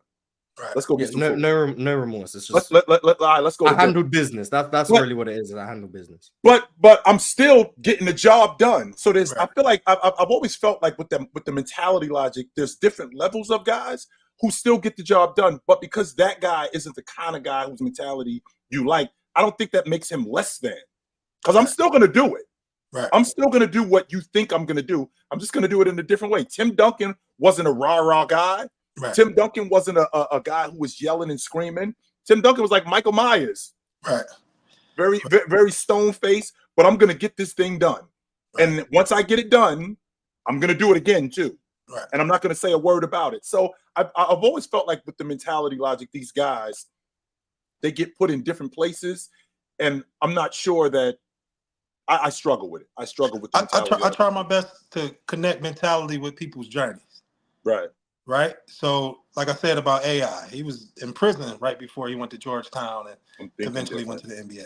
Let's say Tim Duncan, he was a swimmer and he coming into a sport where people ridiculing him and stuff like that. Right. Like I bet Steph Curry, he went to Davidson. Nobody believed in him. And he this light-skinned kid who dad was in the NBA. Like my stuff is based, Derrick Rose, he from Chicago. He went to Simeon and, all that. Those are the things that really connect my mentality in terms of the journey of the players. I don't know everybody's background, but I know with certain players' background, you know what I'm saying? Like, and then Kobe for me is the ultimate of all that. You know what I'm saying? Because he was overseas playing when he was 12 years old, playing against pro players and stuff like that. Right. So now he's getting both of actual basketball that he learned in Europe, but then coming back to the States when he in Philadelphia and everybody making fun of him and shit. So so now when you play the mentality into specific moments, that's what I try to teach with my players. Don't turn it into the entirety of the game. Take advantage of each moment. Like put all that energy into that shot that you need to make. put all that energy into that move that you got to do or that defensive stop that you got to have instead of trying to think of the whole of the game. Like, even, let's say James Harden, for example. I'm sure James Harden, when he come down court, he like, man, all I got to do is score 7 points a quarter or 10 points a quarter, and I got 40. Like, he's just putting the math together. But let's say you add that math with killer instinct, then you become these greats. You know what I'm saying? Yeah. All right, y'all. We got a super chat from Drink More Water. He said, this AAU talk got me thinking, why is it mostly in basketball where the skills and coaching is in question for the youth? You don't hear it in football or even in baseball where the fundamentals aren't being taught right. Why do you guys think this is the case? Because it is being taught right. That's why. I think it's because in basketball, the individual has so much like power, whereas in the other, like, American football, there's like what 50 people on the team, right? 53. So there's like in basketball, and I hear it all the time. It's why people give so much credit to a superstar for winning. It's like because this one player has so much impact on what happens, whereas the other sports, one person can't impact the game as much. But the drawback of that is when one person has that much impact, who can tell him no? Who can tell him this is not what you're meant to be doing? This is how you're meant to do it. Who's the authority figure for those guys? Now, there's some coaches, like I think in college basketball, I still think it is pretty much coach heavy versus the players. But I think that's also alongside not being paid. I think that's why so many players are opting to go away from college because they don't want that authority figure. You got guys going to the G League where they still think they can be that main guy, especially if you're that number one guy in high school. You don't really want to defer to authority, really. And I think that's where the game's not being taught because in Europe, from what I see, it's still so, no matter who you are, you're listening to the people above you, whether that's the vets on the team, whether that's the coaches. And in the NBA and AAU, it doesn't really seem that way. Like the only teams where I can say they still defer is the Spurs and the Miami Heat, where the Spurs is you listening to Pop no matter who you are. Wemby's listening to Pop, Tim Duncan's listening to Pop. And that's why they're so, as an organization, they've been so successful. And then you got Miami, where it's Pat Riley, it's Eric Spoelstra. The superstars are still falling in line. When LeBron James wanted Eric Spoelstra out, Pat Riley was like, no, you don't come in here and dictate how this is going to go. You're a Miami Heat player, and you're going to act accordingly as a Miami Heat player. So I think whereas the rest of the NBA, it's not really like that. It's a players' league. The players have the freedom. If a player doesn't like a coach, the coach is going to be packed up. Just look at the Bucks. The Bucks didn't like Adrian Griffin. Adrian Griffin's packed up. That's not how it really works in a lot of other sports. So I think that's kind of why, especially from the youth levels, when you come up all the way through that, where if you don't like your high school coach, he's gone. If you don't like your AAU coach, he's gone. And then you control your destiny and how you get to the league. You think it's going to be like that the whole way through. You've never been told no. The first person who's going to tell you no, you're going to look at them different. Right. And I think, like, as a Houston Rockets fan, I think I can see that firsthand. There was no accountability with Steven Silas. And I blame Steven Silas for that? Partially. But also the young guys came up with no authority. Jalen Green was coming from being the number one ranked player in high school. He goes to the G League. He's the main guy there. Then he comes into the league. There's no accountability for him. He's doing whatever he wants. Missed 25 shots. You're still the number 2 pick. We're not going to question you. Kevin Porter Jr. the same thing. And I think Sengun spoke about it. As him coming from Turkey, it was weird for him that there was no accountability, that no one was upset after a loss. He was on the plane. He was upset, mad that they're losing 15 straight games. And everyone else is happy, having fun, gambling on the plane, whatever the case may be. And he's like, we're 2-26. Why are you guys happy? Like, I think that's the difference in how the game is taught in America versus overseas. And I think the US has to do something about it. I don't know how you fix it, but there is something that has to change for the development of young guys. Because I think it's detrimental, in my opinion. But I don't know how you approach it. I also think that the proof is in the pudding too, Mars, because when you have guys who are respected, like Popovich, like Spo, well, these guys are respected because you've seen what they've done.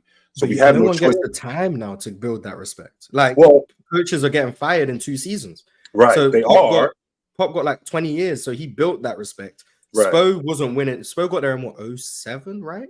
Yeah, he took the job in 07. Right, yeah, and then he didn't win a playoff series his first. He didn't win a playoff series until the super team came. until they won the NBA championship. Yeah, nowadays, if you do that and you're on a team that's meant to be competing for the playoffs, you out of there. You're not getting that time. And I think coaches aren't able to build that respect because they're getting replaced so quickly. So you don't get that anymore. Even if it's shortened, there still is a level of respect though, because when I'm coming up, I see this guy and Jalen Green sees, I don't know, he sees Ime Udoka, who coached Jason Tatum, and I'm patenting my game after Jason Tatum, and he saw what he did for Jaylen Brown, and he saw what he did for the Celtics. Well, I may only be here for a limited time. Well, the limited time that I'm here, I probably should be listening to this dude off the strength that what he already did for the Boston Celtics and what he could do for my game. I don't think he's going to steer me wrong, as opposed to these guys who come in and they come in from programs where they're being told constantly that you're the man. There's never any pushback. There's never any accountability from them. So when they actually get in front of somebody who does have some respect, who does have some pedigree, who does have some cachet, they don't know how to respect them. Because if they did, then they would. I think at the youth level, it needs to be more specialists. Like what we was talking about AAU earlier, like it's too many people jumping into it for the endorsements and everything like that. That's why Ox, man, I appreciate, man, from what I'm hearing so far, I appreciate you doing it the right way. Like, I really do, man, because there's too many people jumping into this AAU the wrong way. Another thing, the difference between baseball and football and basketball is that basketball is live. Like basketball, like life at the end of the day. Like those decisions that you're making, whether you're doing a crossover, you doing a help side or whatever, it ain't no plays where you stopping in between and it's 30 seconds or you get a second chance when you're playing baseball and all that. Like it's different. Like you can get struck out in baseball and you can go to your hitting coach and then you can correct it right then and there. Basketball, you can't do that. Like you can't call timeout every time I get beat. Is that what you're saying? Yeah. Every time I get beat, I can't call timeout. Can't do that. Yo, hold on, ref. Let's do this again. Give him the ball at the top of the key. Hold on. And the dynamics of basketball is different. You got 10 players on the floor. You got everybody watching. Football, you got helmets on. You don't know who the hell playing. Like, of course, you see the jerseys and stuff like that. But the energy in basketball is different. That's why it's so prominent right now. You know what I'm saying? And everybody want a piece of that where basketball at and what basketball bringing to the table. That's why, and you got so many people who never played the game or don't at least have a specialty coming into the game because of what it's bringing to the table. You know what I'm saying? That's why, again, I'm going to say it again, Ox. Whatever you got going on from the brothers that's on here who's showing you that respect, that say a lot. You know what I'm saying? Because I come across a lot of coaches myself who really don't know what they're doing with this basketball stuff. You know what I'm saying? Yeah. No, I appreciate that. But, that's really just, I think it's because I had a lot of good coaches. And so I respect the coaches. I respect that. And I think it's very important. On top of that, I like to do my coaching thing because I made a lot of mistakes that derailed my basketball career. So I'm just trying to look out for the kids in that aspect, like do the right thing off the court, live your life on the court and off the court the same way. So, just trying to get that point across. Yeah, and that's the way. Like with basketball, man, it's on such a high, it's starting to catch up to soccer, right? And the money that's coming in, they talking about opening up a league in the UAE. They already got a league there, but merging it with the Euro League and stuff like that. It's so much money coming through, isn't it? They saying 2 years, right? Yeah, like and in Japan, they doing something with Australia. Basketball is in a high right now, so everybody trying to jump in. So you got it ain't no filter with basketball. In soccer, it's a filter. You know I think we should be gatekeeping basketball. When I first got on the platform, everybody was saying, "What does that mean? What does gatekeeping basketball mean?" Please don't. What does that mean? Because maybe I'm misunderstanding. What's your problem with that, Damo? What's your problem with that, Damo? Listen to how we're talking about how we are developing talent for the game of basketball. Do you mean gatekeep it for Americans or gatekeep it for people who know the game? Mean gatekeep into this country. What do you mean gatekeep? Nah, y'all know I got Mexican jerseys in my house, but I don't mean gatekeep away from other countries. I mean gatekeep away from coaches and trainers that are clearly just doing it for money and not helping the kids. Like there's got to be like basketball police that go around like there's got to be background checks. You got to have qualifications to handle the youth. No, not even so much background checks because for instance, it's a lot of people like for instance Mars. I respect your hoop knowledge to the highest level. But if we just did background check on, okay, who'd you play for, this and that, I don't necessarily know your resume, but I'd assume it'll be like, oh, well, nah, let's get him out of here. And that's not right. I think it should be like, give him a trial. You know what I'm saying? Let him go run a week-long camp or something. Let's see if they can teach. Let's do something. If you don't pass these tests, you're losing your coaching license. You can't be coaching out here. Is that coaching licenses for basketball? No. You got to get a certificate. Certain certificate. I'm not saying it's a certain background check. Yeah, certain. But do you have to go? Like, do you have to go through like any trials and tribulations to get coached? That's a certificate, Mars. You got to get your thumb scan. That's the problem. Because in football, you have to actually go through like tests and I think the gatekeeping tribulations to get coaching badges to be able to handle the youth. I think the gatekeeping should come more down the road because it's just this training thing is all of a sudden new. You're right though. But like, let's say, for example, if it was gatekeeping when I first came in, because I didn't have the best resume, I wouldn't be in. Like I was able to create a specialty, and that creativity now is at the Olympic level. But like, let's say years down the road, because of my program, because of what I do on and off the court, like I'm gonna help millions of kids, you know what I'm saying, away from just basketball. A program should be the gatekeeper. The program should be like, do this fit what our needs are? Instead of everybody just jumping in and do whatever they want to do. Because the biggest problem with AU is that you do got coaches who just in it for the bread. Whether they know basketball or not, you got people who do know basketball who's still in it for the bread, and they're not teaching the kids the right way either. You know what I'm saying? So, and you can tell, and you can tell guys who aren't in it. I mean, and not only who are not in it, who don't know what they're doing. Right. So it's not hard to recognize this dude has no idea what he's doing. So let's get, and the kids know that too. Right. I think the kids know that too. I don't think that that's something that they aren't aware of. So I think people get rich off of this. No, go ahead. My bad. You program. Yeah. No, that's all I'm saying. I'm saying it's a lot of money in it. It's tempting. It's tempting. That's all. My uncle is Michael Campy Russell. All-time Cavs great. He went to Michigan, they retired his jersey and stuff like that. In the beginning of what I was doing, because he came from a different era, he said, I didn't know what I was doing. Right.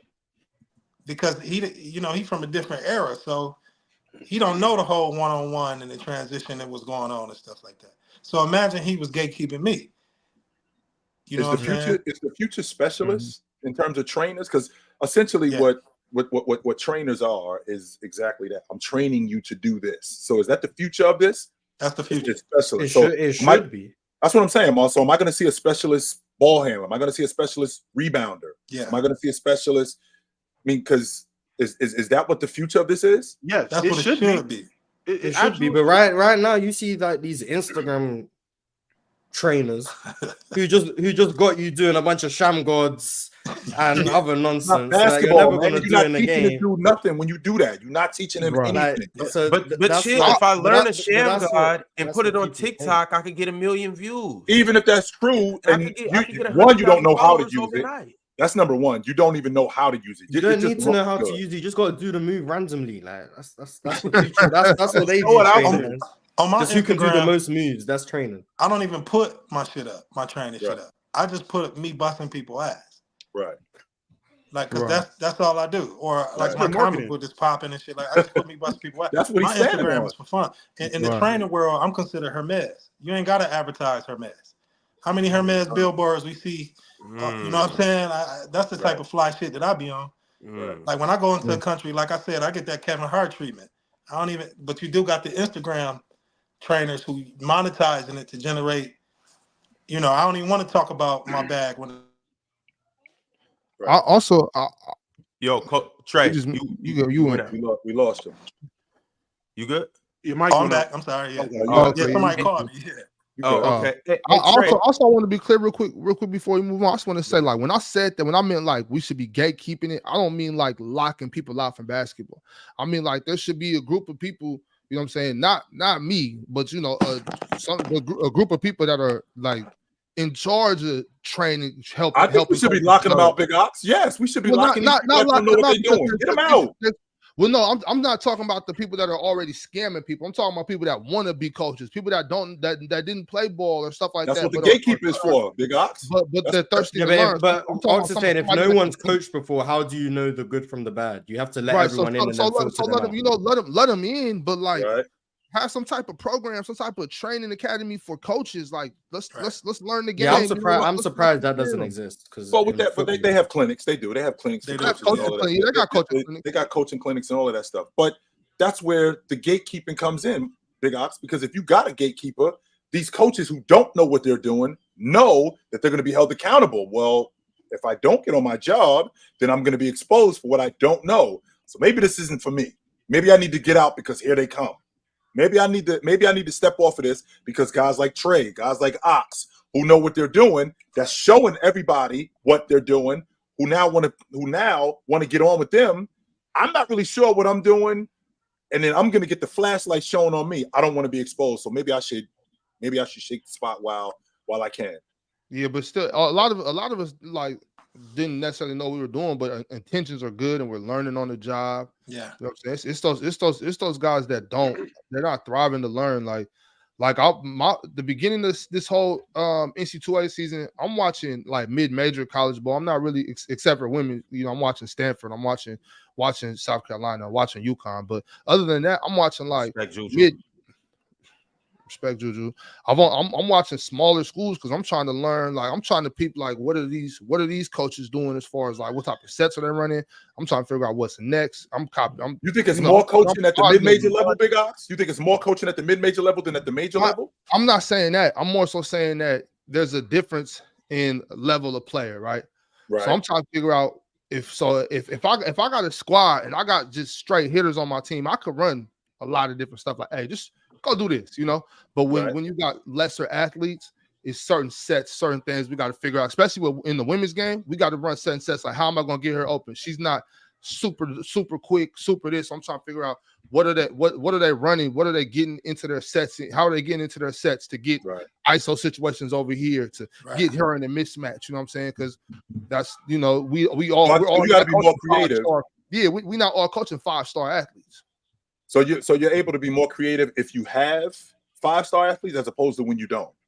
I think when you have 5-star athletes, you have to coach a little less. We can run lesser sets when we got 3-star recruits and people coming from not this level of athleticism or whatever. We have to be able to coach. You got to coach.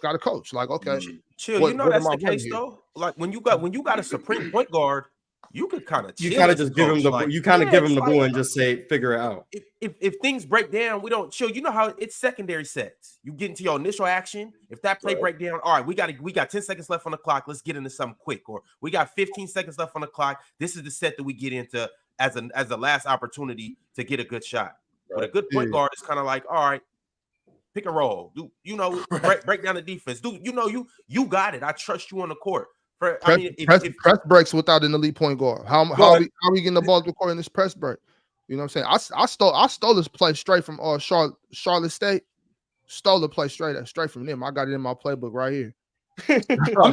But you ain't the only one, Big Ops. Do you think that's a reason why in the NBA though? Like because you got the supreme talent, so the coaching is where I was less going. important. That's exactly where I was going. Jason Kidd in Dallas, does he not have to do as much because he can just say we got Luka and Kyrie? They gonna figure out. I'm not saying Jason Kidd doesn't coach, but like, do you think that's part of the problem? That yes, it is, Mars, because what's going to happen is that you're going to run up on a team that also has a supreme point guard. You're going to run up on a team that has a supreme big, and in the process of that, I'm going to have to do some things different because he does the same thing that I do, and now my coaching style is going to get exposed. That's what I'm thinking when I think about just because I got supreme players doesn't necessarily mean that I got to do less because I'm going to run up on somebody who also has that too. And think about that too with J. Kidd. J. Kidd was that player too. J. Kidd, Rajon Rondo, LeBron James. These coaches, hey, you got it. I'm coaching. J. Kidd coaching on the coach. Coaching on the floor. I remember when he was with the Knicks, and he was.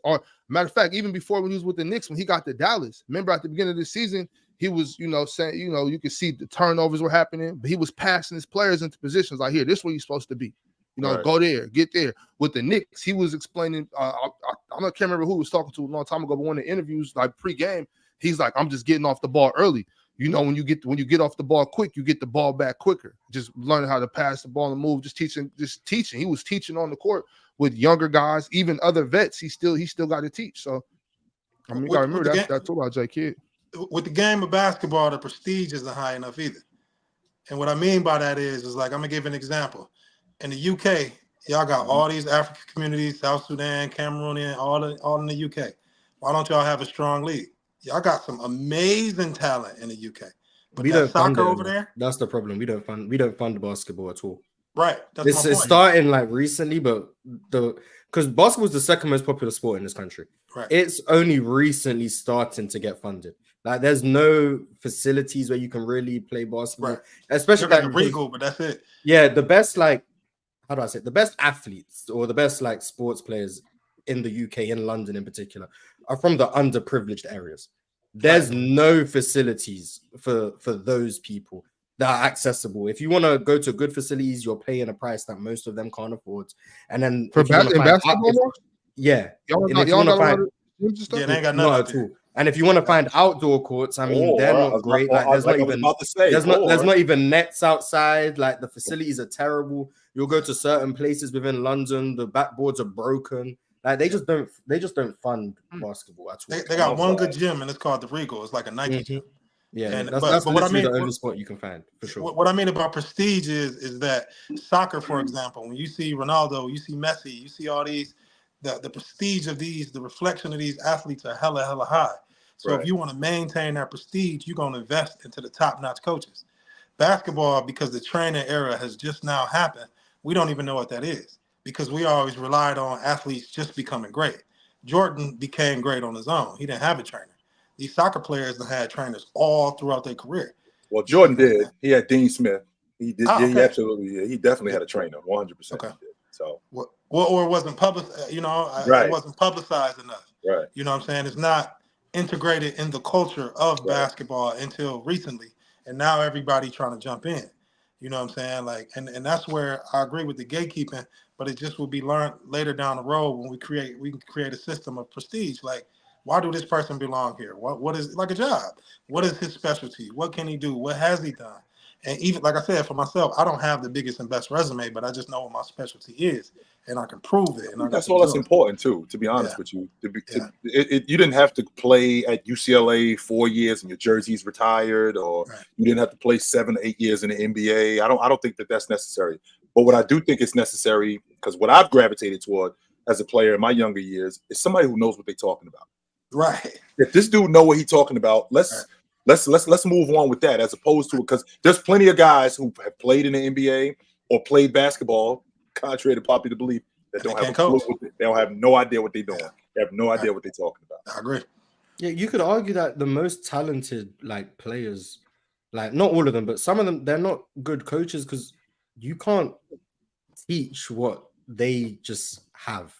I don't know if I'm explaining that well. Yes, you are. But some people are just so good at what they do that if someone's not as good as them, they can't teach how they do it. They can just do it. Like it's similar with football. Like Thierry Henry, I don't know, you guys might not know. He's one of the best like football players like the Premier League or the world has ever seen. But then when he's looking at certain plays, like when I was playing, I could do this in one touch. Why is it taking you 3 touches to do what I could do in one? That's what I'm talking about, Mars. It's like I could do this, so why can't you do it? Right. Like, we're not all like you. We can't do what you could do. Right. It's almost like listening to that too. It's almost like listening to Shaq and Charles Barkley criticize bigs in the NBA. It's like, oh yeah, it is, Damo. I love when I hear Shaq talking about these big man. I just go down there, you just one step, boom, you're a big man. Like, no, you was 390 pounds. You was different. 7'2", right? Running a 4.3. Like, I don't think that everybody just do that. There's a level. That's a fact. I think also, to your point, there's a level of delusion that these guys have. One of the guys that I think about more than anybody is Bo Jackson. Like, Bo Jackson is running up the wall, and he looking at you like you can't run up a wall. No, Bo, you the only one who can do that. You Bo Jackson? No, I'm sorry, no, Bo, you're not the only one who can do that. You know who else can do that? Ninjas. That's who else can do that. Those are the only people who can do that. Ninjas and you, Bo. Can't nobody else do that. Can't nobody else do that sort of stuff. So there's a level of delusion when you're talking about these all-time great players, because they expect you to see the game the way they do. Usain Bolt, yo, I'm trying to run. I can't run 100 yards in under 9 seconds like you do. I can't. Right. I can't do that. No matter how much I train, no matter how hard I work, I will never be able to run that fast. No. Right. All right, y'all. This is a good time for me to tell everybody once again to like the video. We a little under 300. Y'all get us up above 500 before the end of this video, or right now will be better. Playback TV. We're gonna be on there a little later. Y'all come check us out. If you haven't got a chance to go check out playerschoicemerch.com, go and do that. Coach Trey, you got a little bit more time? I probably got like 15 minutes because I got to go to the gym. Yeah, perfect. Because you have a list. Yeah, and it's about that time to get into it. Jared Williams said, "Ron, we need the new guy, Coach Trey's top 10. We not waiting for next time." Here we go. Yeah, I'm curious to this because I've heard some names he says he hasn't included in it. But before we do that, man, hold Ron accountable for that. He letting dudes slide. Talking about next time. Without further ado, let's get to it. You'll be back. Let's get to my it. list. Yeah, he actually brought the list with him. Oh, he prepared. Yeah, I got Kobe, Jordan, LeBron, Shaq, Steph, AI, D Rose, D Wade, Magic, and Grant Hill. One more time. No, you heard him. I heard him the first time. He said Bryant. One more time. Kobe, but in no order though. In no order, other than Kobe and Jordan, because that's the conflict. Yeah. That one was about to jump through the screen. Kobe, Jordan, LeBron, Shaq, Steph, AI, D Rose, prime D Rose, D Wade, Magic, and Grant Hill. It's straight hoopers though. That's what it sounds like.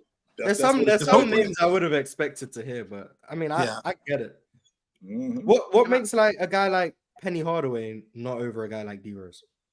So when I say these names, it's like derivatives. So like, let's say Penny Hardaway, he a derivative of Kobe or Tracy McGrady. So they more or less 1A, 1B. You know what I'm saying? So if I just had to select 10. Oh, but D Rose like Kobe, like he like a 1-on-1 type. So he's not. Yeah, and for me, he got the edge, like because it's only 10 people.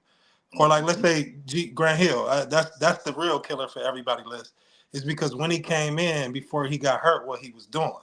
Like when he was up there with the Pistons and he was going against Chicago, he was the first one to really twist that shit up and do all that. He was really out there cooking, and I couldn't imagine what his career would have been.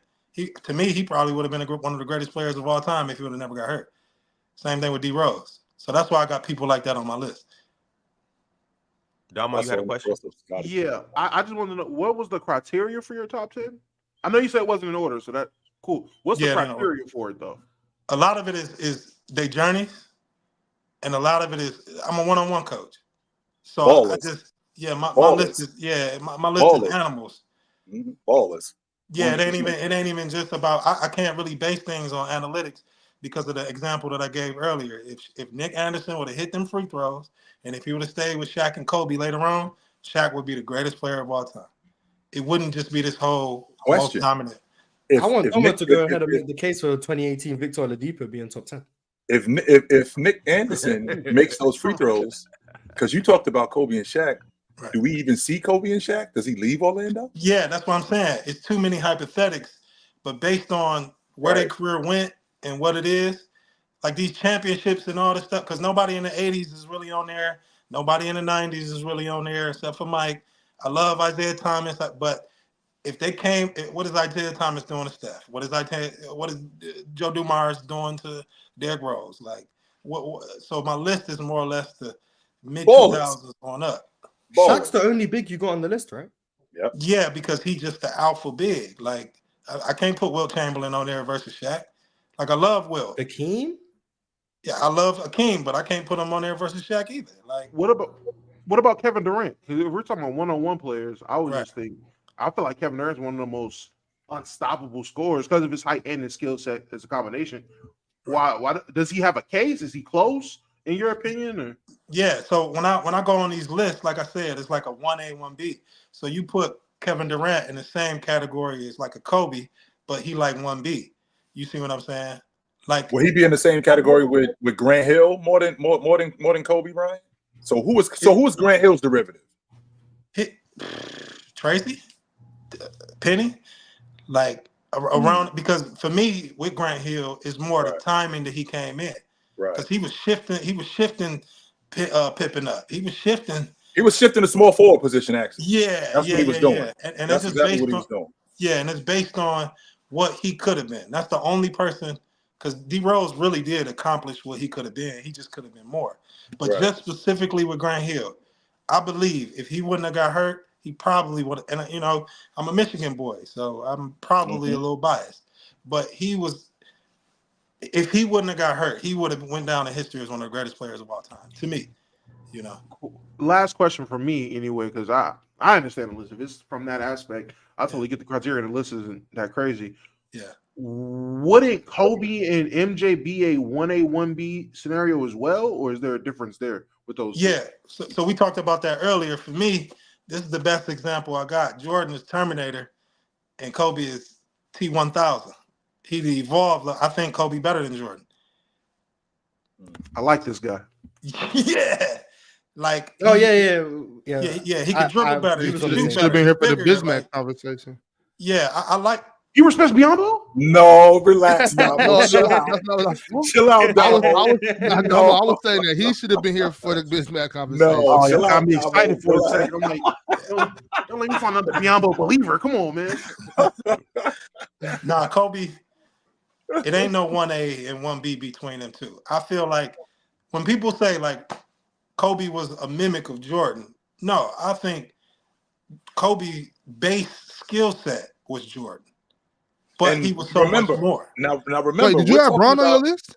He on there. They did. Braun was third. Now remember, remember, he's lining them up as just basketball players. Like, this is Jay, this is Bryant. We ain't talking about nothing else. Yeah. Just from a we just talking about basketball players. When I look at Jay and I look at Bryant, I feel like Bryant was a version of Jay.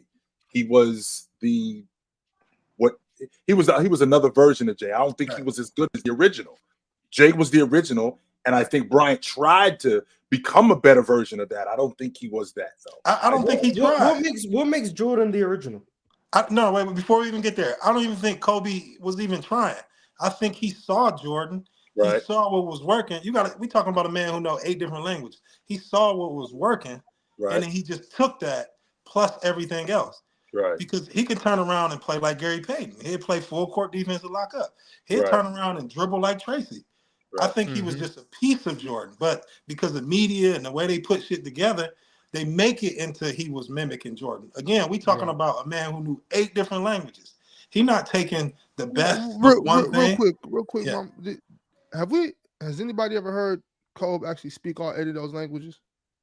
I heard him speak. I've heard him speak Italian. I've heard him speak Spanish too. I've heard him speak Spanish, and I think I've heard him speak Spanish. I may have heard him speak French, but I don't know. I heard him speak Serbian. Yeah, mm-hmm. He speaks whatever they speak in Lucas. He speaks that because he called Lucas something in that language at that game, and Lucas was like, "Who the hell?" And he told me. So he speak that. So I remember that. Keep going. I'm sorry. Keep going, Trey. Are we talking about a man who, after basketball, went to go get Emmys and shit like that? Like, yes, you got to really dive into that man's brain. Jordan, he's staying on the path of basketball and what worked. I'm not taking nothing away from him. He's the original. Right. He was the first to come out with the shoes. He was the first to really be this marketable player. I just think Kobe took it to another level. Right. And God, rest in peace.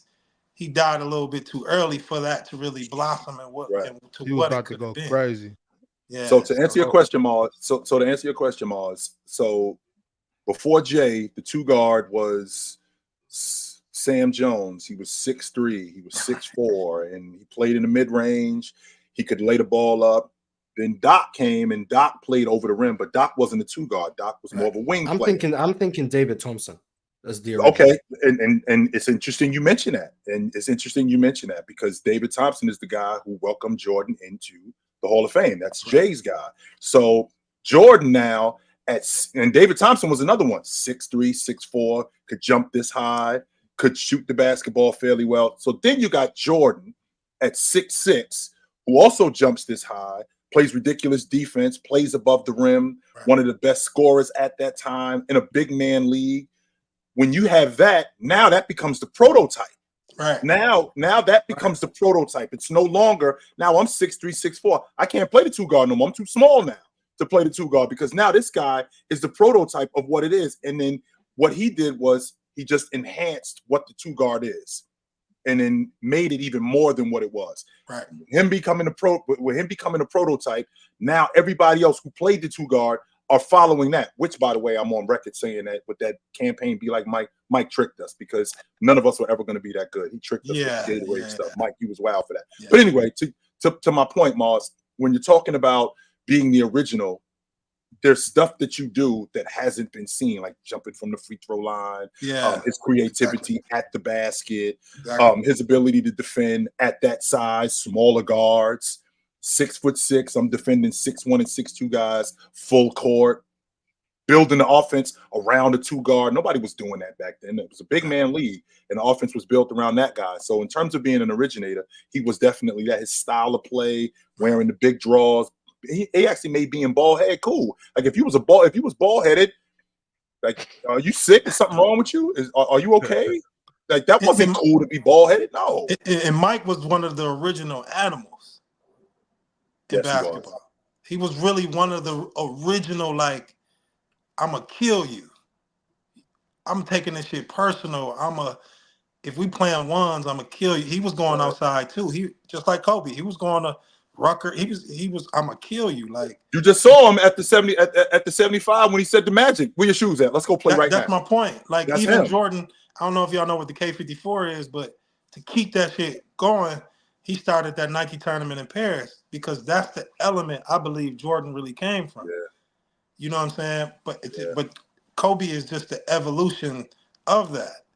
That's why I say Terminator T1000 because, again, if they play ones, Kobe winning that. Like Kobe coming to get that. Like that's just me. I can appreciate that. I just don't think he was as good as the original. That's all. Do you think what they had? Do you think what they had in terms of that mentality of if we're playing, not only am I not going to lose, I'm going to demoralize you. I'm going to destroy you. I'm going to destroy you. Do you think that's something you like? Do you think that's something you have to be born with, or that's something that can be taught or developed? Like, if you don't have it now, can you get it?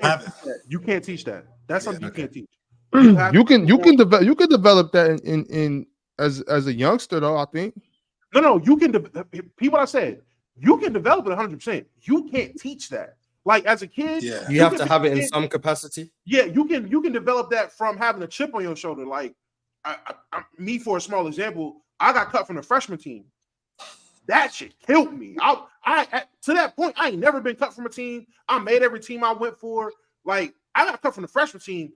I was hot. Like I went in the gym and I really doubled down. I'm like, I'm never getting cut again. Like I don't care if I'm the first or last pick.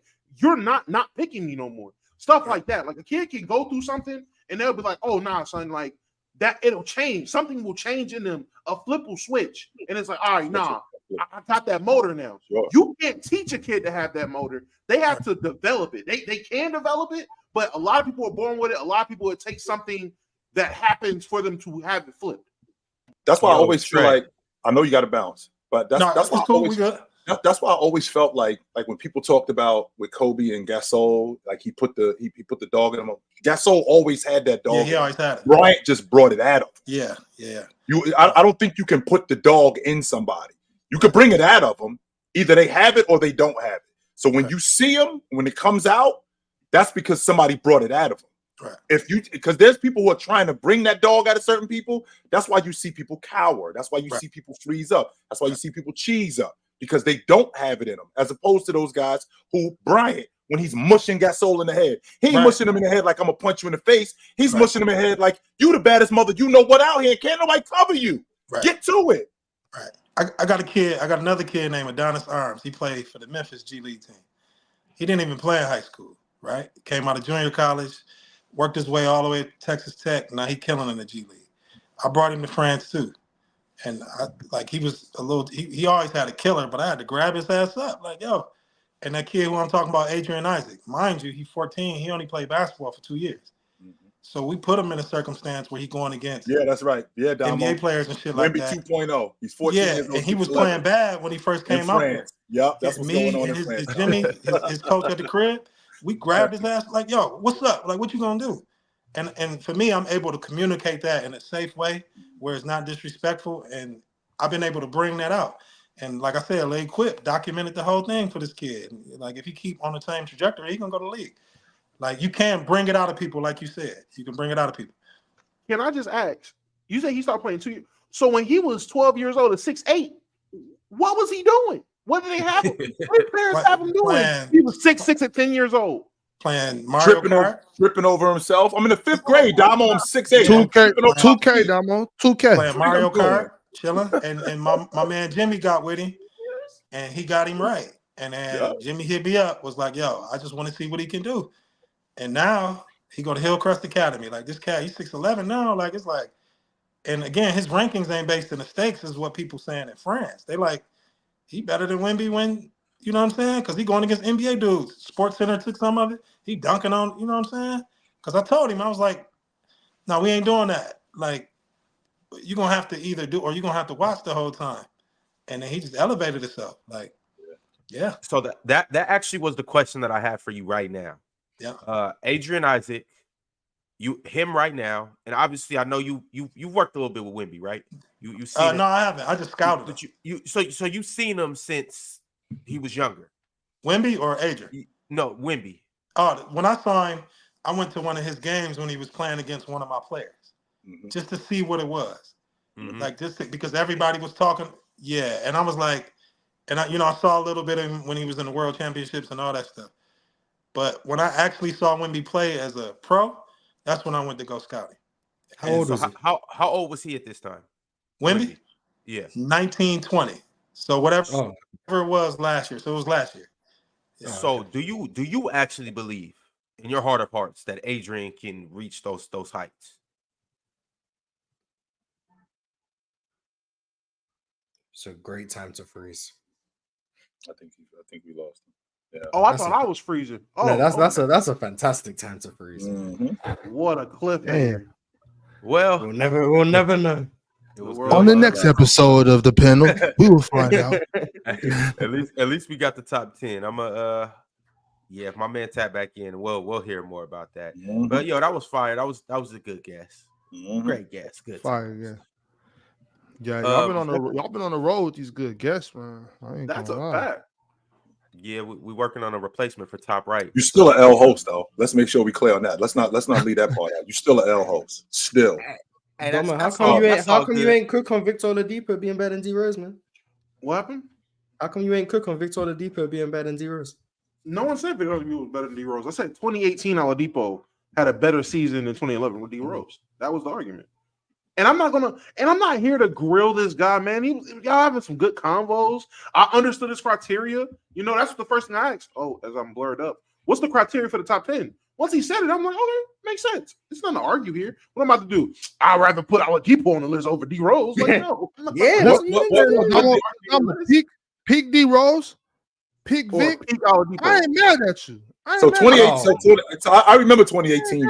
Victor Oladipo. Oh, there he is. He back. Yeah. You hearing this? Yeah. What I wanted to ask Damo. So Damo, Victor Oladipo in 2018. Why is he better than 2011? Why did he have a better season in 2011? Derrick Rose. Easy. You take 2018 Oladipo and you put him on that 2011 Bulls team. They're winning a championship. Oh my God! Are you crazy?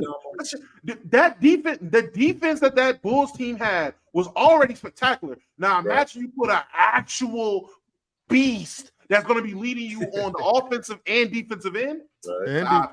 Is Victor Oladipo offensively in 2018 better? Offensively, I ain't talking about just a score. I'm talking about offensively overall. Is he better than Derrick Rose? 2018, yes. So he's better than him. His ability to score on three levels. Yes. Now D Rose might be able to penetrate and attack better. I give you that. He's a phenomenal athlete. He might have been able to get to the rim, but in terms of being able to score on all three levels, that's Oladipo. But what do it matter? I know what do it matter if you can score on all 20 levels if you ain't got that killer instinct? Oladipo had that killer instinct. Hell no. Not like D Rose is frying.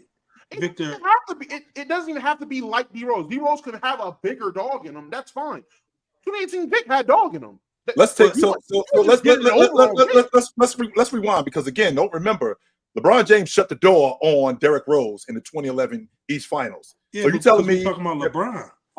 So you telling me that LeBron James is getting outplayed by Victor Oladipo in the 2011 East Finals? Is that what you're telling me? It's not even about LeBron James being getting outplayed by Vic. It's the fact of the level of defense that Bulls team would have been able to play on that. Okay, so sure, they're playing defense. They're playing defense, but so are the Miami Heat.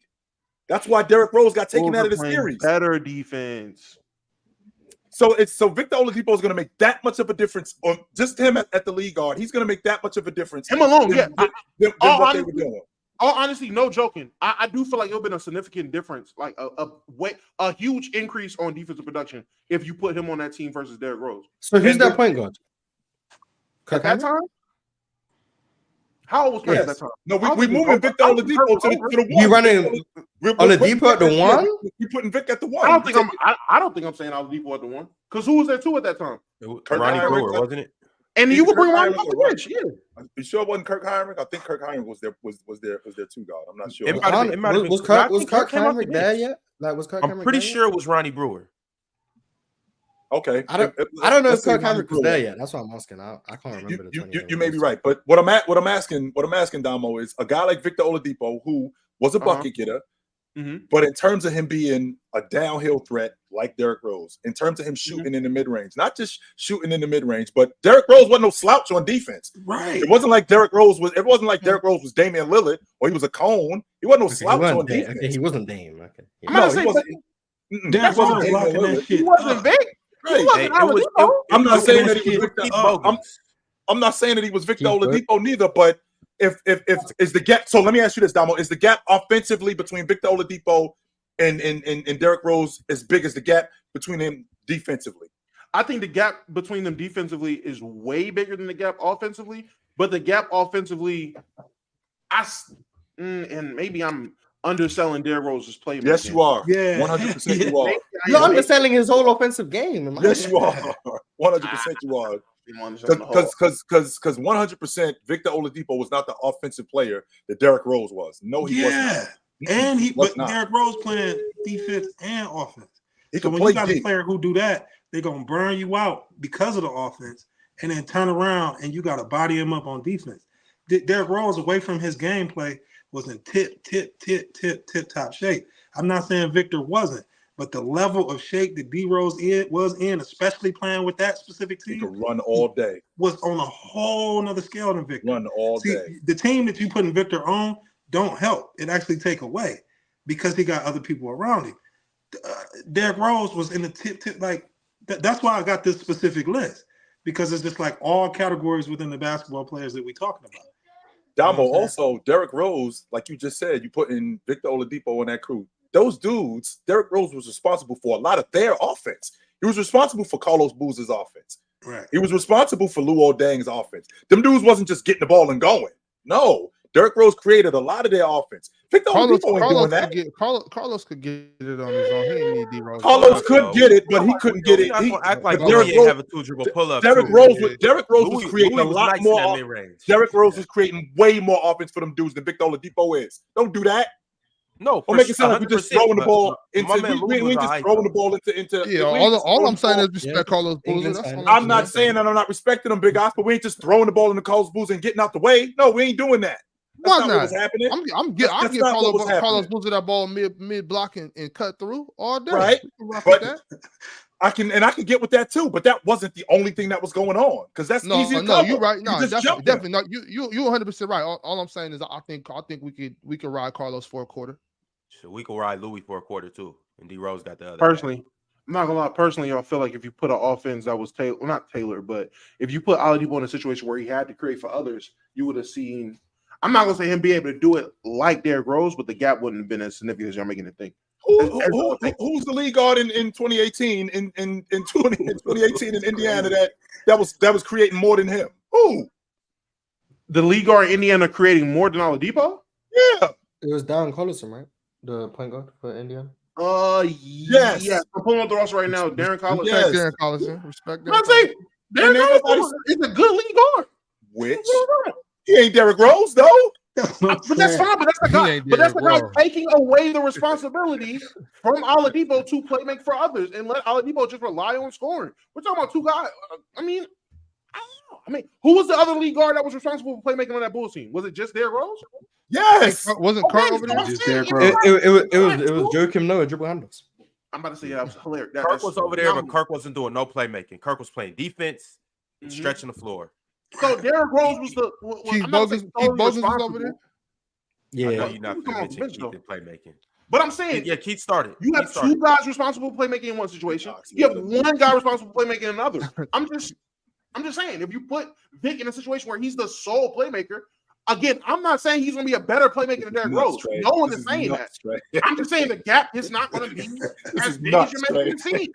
100%. This is nuts. All right, fellas, we got to move on. We got to keep it pushing. Trey, I asked you a question and you cut out, so we got to get back to that. Your man Adrien Isaac. I gotta know. What heights do you think that he'll reach, and do you think that what people are saying about him being better than Wemby or having more potential than Wemby, do you think that that's true? I believe, bruh, because of the discipline and my man putting in him and him still coming to my programs and stuff, he could be a #1 draft pick. And this ain't even biased. If he's 14 years old and he's 6'11", I mean, he might walk away 7'2". Like, he Mars, I told you Mars, what the NBA gonna look like in the next 10 to 15 years. Like, I don't know what these people eating, man. This boy can dribble, he can shoot the three, he be out there blocking shots. He played with Hillcrest Academy, so he got a kid going to Notre Dame who got a crazy NIL. If he continue on his trajectory, I believe in this class he could be projected the #1 pick, because when we went to Europe, he playing against Europeans. It was dudes from the French national team that was out there playing. Like, he was holding his own. So it ain't like AU. It ain't like, it's something else. Like, this is a different animal. Like, if he continue on his trajectory, that's the only place that I can see it as. Like, I mean, anything under the sun is great, especially a young boy going to college and all that. But like, if we strictly talking NBA or if we talking basketball, that's what the NBA about to be. You know. So, where's he from? My fault. I'm late. No, it's all good. He from Arizona. Arizona. Okay. Yeah. I mean, I didn't believe it at first either until I seen it, and I was just a little different when you see it. You hear it. Yeah, I said it's a little different when you see it. You hear it, you be like, yeah, all right, whatever. Yeah. You see it, it's like, oh. It's like, what the fuck is going on? And then it got to a point where, like I said, Lay Quip is the biggest, it's Francis Sports Center. So for them to come down and to document this experience, and for them in the magazine to say he just as good, if not better than Wemby at his time. Mind you, Wemby is from France. That's like a lot. That's like going to Detroit and saying you better than Eminem, and in the magazine, the Detroit Free Press writing about it. Like, as a battle rapper or whatever, you know what I'm saying? Like, that's what that is. Like, that's like you going to New York and saying you better than Jay-Z, and New York Times writing about it. Like, that's what he did. And I was just off a week of us out there training. So that alone tell me way too much. You know what I'm saying? Like, it's almost scary. You know, he just got to stay. It's too early to say if he's going to be this anomaly or whatever, but he just got to stay on the trajectory. He got to keep his head on his shoulders. He got the right people around him, you know? Yeah, and that's what be the hard part with these young prospects. I say if you're anything 17 or younger, and when you get put on that pedestal, it's hard because you're giving all this attention. Nowadays, you're giving money. You're giving everything. It's hard for coaches to actually coach you because you're now a vehicle for them to, get to the next level. Or you sign a scholarship with UNC. All right, now I'm getting on the coaching staff. Or just by having you on my program, I can get a job elsewhere and all of this. And so it's hard for people to hold you accountable. But then also, too, it's hard for you as a young kid to be able to deal with all of that spotlight stuff like that. Your ego's inflated. Now you might not want to work as hard because it's like, yo, you think about it. You 17 and you this good. Like, I don't need to work no more. I got it. So and also when you look at the game, a lot of players that ended up being great, they weren't necessarily great at a young age. Now you do have your anomalies. You got your Kevin Garnett, you got your Jordans, you got players like that. But even Kobe, for instance, Kobe had to work at a young age to get good. Now he got great at 17, obviously good enough to get drafted straight to the league, but good enough to coach. At a young age, he had to really work. Steph Curry, for instance, you see how much he had to work in order to get good. I should have never told you that story, Mars. Never. I should have never told you that story, Mars. I don't know what I was thinking telling you that story. The dude who's looking out for him is a guy named Jimmy Scroggins, and he was in the military. So he instilling that discipline. Like they get up at 5 o'clock in the morning, they go to the gym, they shoot, he in Arizona. So, he going out to the hills, running every day. And Adrien, he ain't even on that type time anyway. Like about the whole superficial stuff. Like he ain't even on that type time. So I believe that he going in the right way. When he came to Europe and when I pulled him to the side, it wasn't no rah back, even knowing his potential. He was just listening and his eyes got wide open and he was just like, oh shit. And he wanted to see it. Like, I was out there hooping with him. So, I'm out there cooking. And then when he saw what I was doing, he was like, oh shit, like this is what it is. And then he started killing. So yeah, to answer your question. Can I ask, is he like a cheesy question, but at this age now, is he a student of the game? Like, does he really watch basketball? Is he like actually breaking stuff down, or is he more of the type of, oh no, I'm hooping. Like I like to hoop, I'm hooping. He just studying Wemby. Like I'm glad you asked that, because that ain't even cheesy at all. I'm glad you asked that. Like, yeah, he just watching Wemby, because the way his people's broke it down to him is that is now the trajectory of the game. So you got to study the Chets, you got to study the Wembys, you got to study the balls. That's just what it is. And he playing in those roles. Yes, Mars, ball. Yes, study the balls. Yes, he said it right. Yeah, he playing in those roles. You know what I'm saying? Like he just playing. He playing that mid-range knockdown. He coming down, hitting that 45-degree angle three. He doing the rips. He doing all that, even cutting and stuff like that. Like he learning all that stuff. But he also playing the center. That's the difference between. That's what I was going to ask. Yeah, he playing the post, because I'm a guard that know how to post up, and then we teaching them that as well. It's not too many of these tall guards or tall players who they really don't know how to post up for real. Yeah, for real. Like two dribbles, go up, two hand. They don't know how to do it. He do. Hey, real quick, that's what I was talking about Wemby when he first got to the league. Wemby still can't really. Like Wemby's not great. No, he can't post it up. That's how I was going to ask, because he's 6'11" at 14, and he's already. But like, I believe eventually somebody, when he get bigger, and he get his. But Wemby, if somebody get Wemby's physical right, because he's still young, he might go down in history as the greatest player ever. I don't think he's going to be one of those huge guys. I think Wemby's going to be. I think Wemby's got a wiry frame. I don't think he's going to. I don't think he's going to be one of those. You can be strong with a wiry frame. That part right there, I think that he's going to definitely get stronger, because I think his body. Let's say if he get lucky and turn out like Giannis, like how Giannis was skinny, he become big, and they got to change the rules. They got to change the rules. It wouldn't be fair. And you got to understand something about French people. When it comes to hoop, they can be a little arrogant. So if that's what replaces the kill. Yeah. So if he keeps that temperament, he might go down in history as like one of the greatest of all time. Speaking of, since we're on the subject real quick, because I know you got to bounce, but yeah, when you talk about evolution, what is your evolution in terms of your training? How did it evolve from when you first started in terms of teaching one-on-one to what it is today? Well, I just stayed on my trajectory. It ain't evolved at all. I just keep it. Okay, so it's basically been the same thing. So you teaching I ain't stepping guy. On.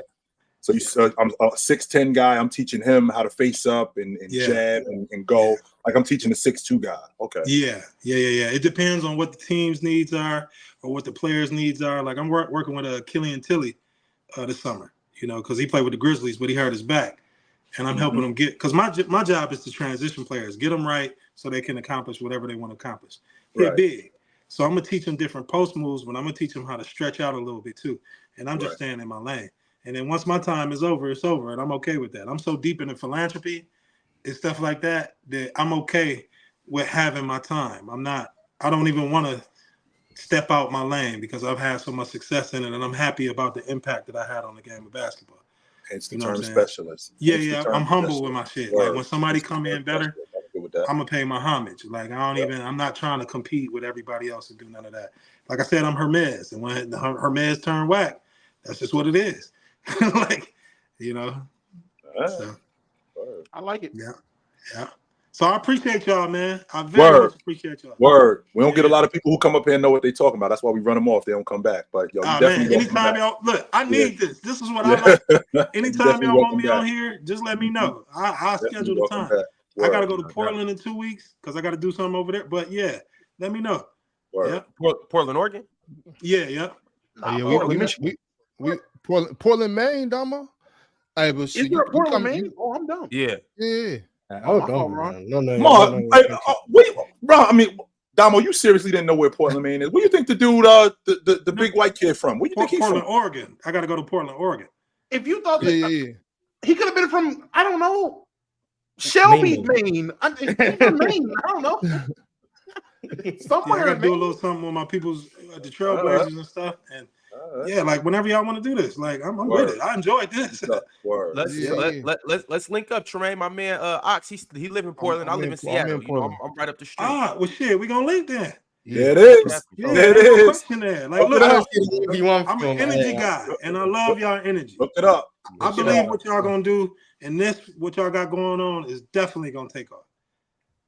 I believe everything that y'all doing is gonna continue. It's already taking off. Except for Ron, we gotta get rid of Ron. Once we cut Ron from the staff, then we gonna then we'll take over. Yeah, once we get rid of Ron, then we're gonna be good. So okay, bet. I'm gonna hit you up when I get out there. Word. All right, for sure. All right, appreciate y'all. All right, absolutely, brother. Good to talk to you. All right, peace. Yeah. That's who's been booking guests? Who's been booking guests? Whoever's been booking guests. Hit me up. You welcome. Hey, Damo, that's me, man. Nah. And Damo, stay showing up when the guests only here for half an hour. Hold on, man. Tough, man. Tough. Damo, you. That was big time right there, y'all. Feeling that. You on your Malik Monk arc? You on your J.R. Smith, Jamal Crawford? What arc you on coming off the bench like just going crazy? Who, me? Oh, yeah. The Klay Thompson off the bench. Yeah. I don't even know. Whoever niggas want me to be. I'm JJ Barea. That's it. I'm going down the distance. Okay. Yeah. You could have been Bano Drano, you know. I know y'all know about Bano. Never mind. I would have went with Lamar Odom, but I don't do crack, so. Look, was Lamar ever on that diesel? Was he really? Was he ever on that diesel for real? Yes. Oh, what? Yes, he was. Yes, he was on a lot of stuff. It's just treats, baby.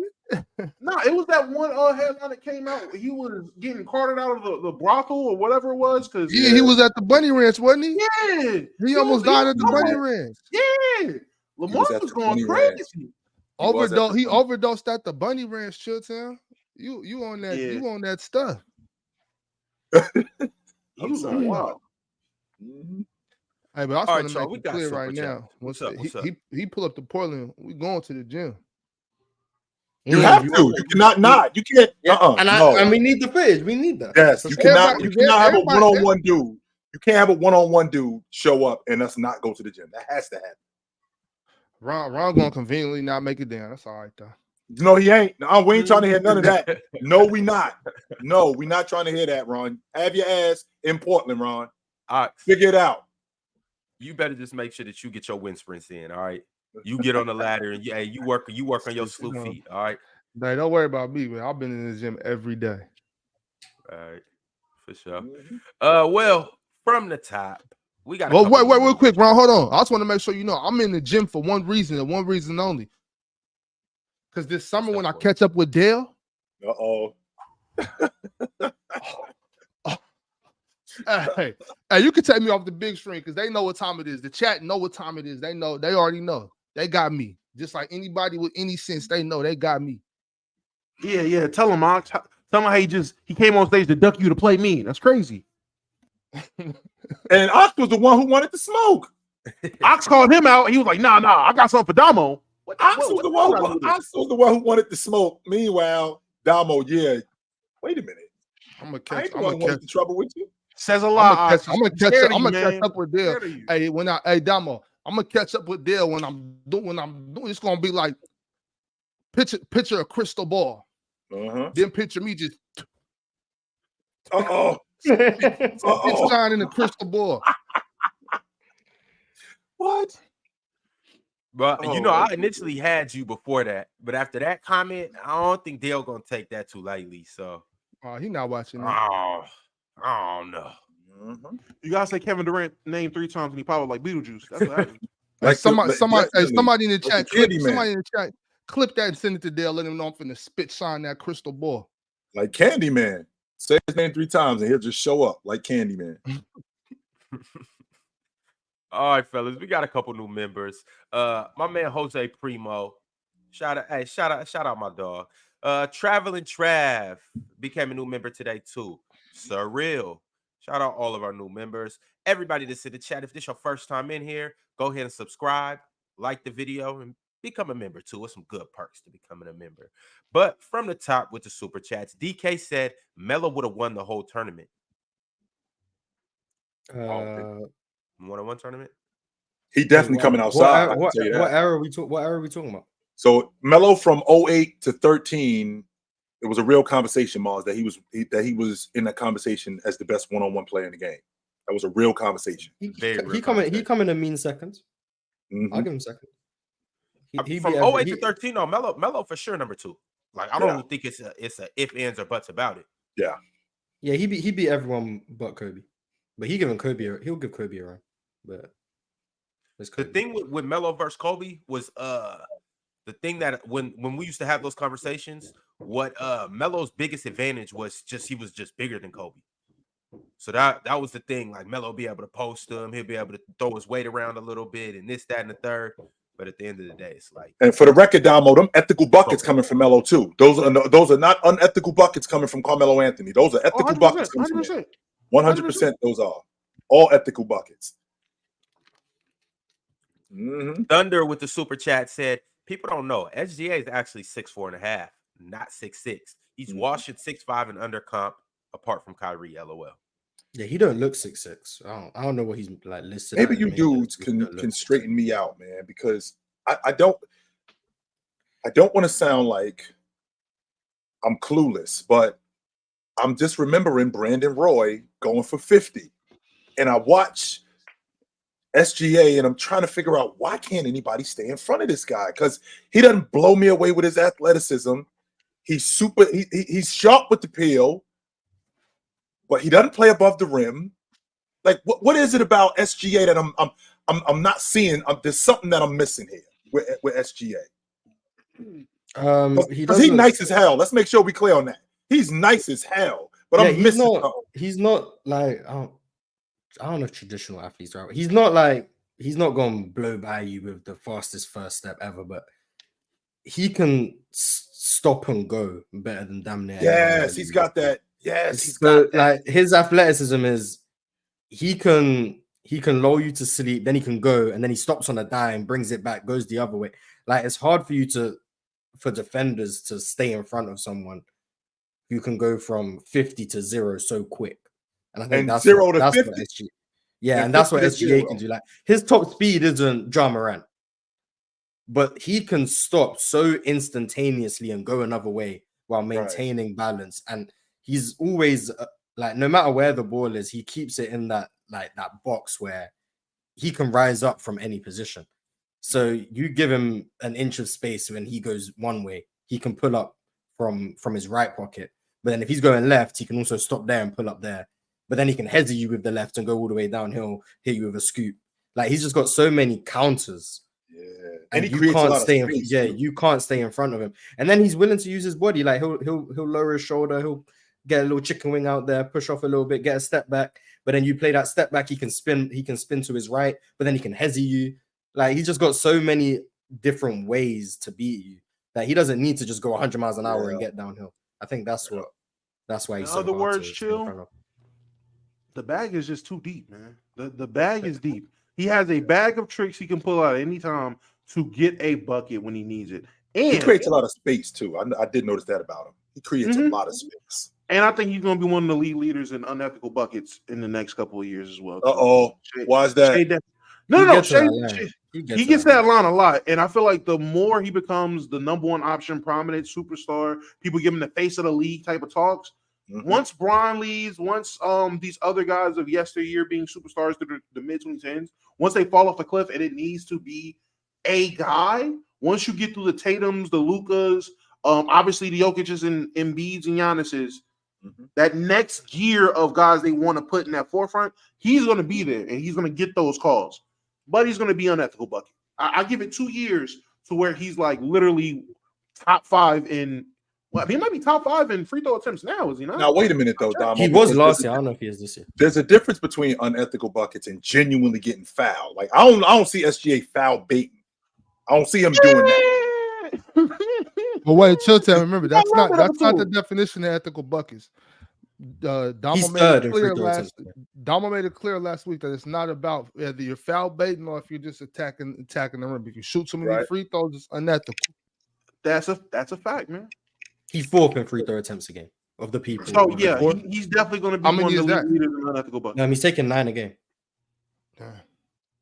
The league leader is obviously Embiid, but not Embiid no more. Is Giannis? Yeah, if you take out the people who haven't played enough, he's 3rd because Embiid hasn't played enough to count. But we know Embiid's number 1, so I'm including Giannis can't even hit free throws enough. For what it's worth, Paolo's number 6. Hey, does SGA have the best feel for the game? Just in terms of feel for the game or feel for getting a bucket? I'm not saying, because those two things are not the same thing. Feel for the game and feel for getting a bucket. What would you guys classify as the difference between feel for the game and feel for the bucket? Feel for the game is like everything inclined. So seeing other players. Right. Being able to set up other players, being able to just read a defense, get a pass off, or whatever it is, just knowing when a guy has a go in, everybody feel for mismatch. Feel for getting a bucket. I mean, he's one of the best. You got him, Kyrie, Luka, KD. One team is crazy. I mean, Devin Booker, DeMar DeRozan. Austin Reeves. Like KD definitely has a feel for getting a bucket. Do not get me wrong, but KD's is more like you just can't do nothing with me. Like I'm still athletic. It's disrespectful. I can shoot over you whenever, and I got a handle. It's just kind of like Shea literally has to do 2 or 3 moves to get to where he needs to get to. KD doesn't have to. If he does it, it's out of choice. Mm-hmm. I get. You see what I'm saying? Like I drive left, you cut me off, I spin. But then the next time I come, I hit you with a half spin, you cut that half spin off, and then I cross back over, step back, and get to my spot.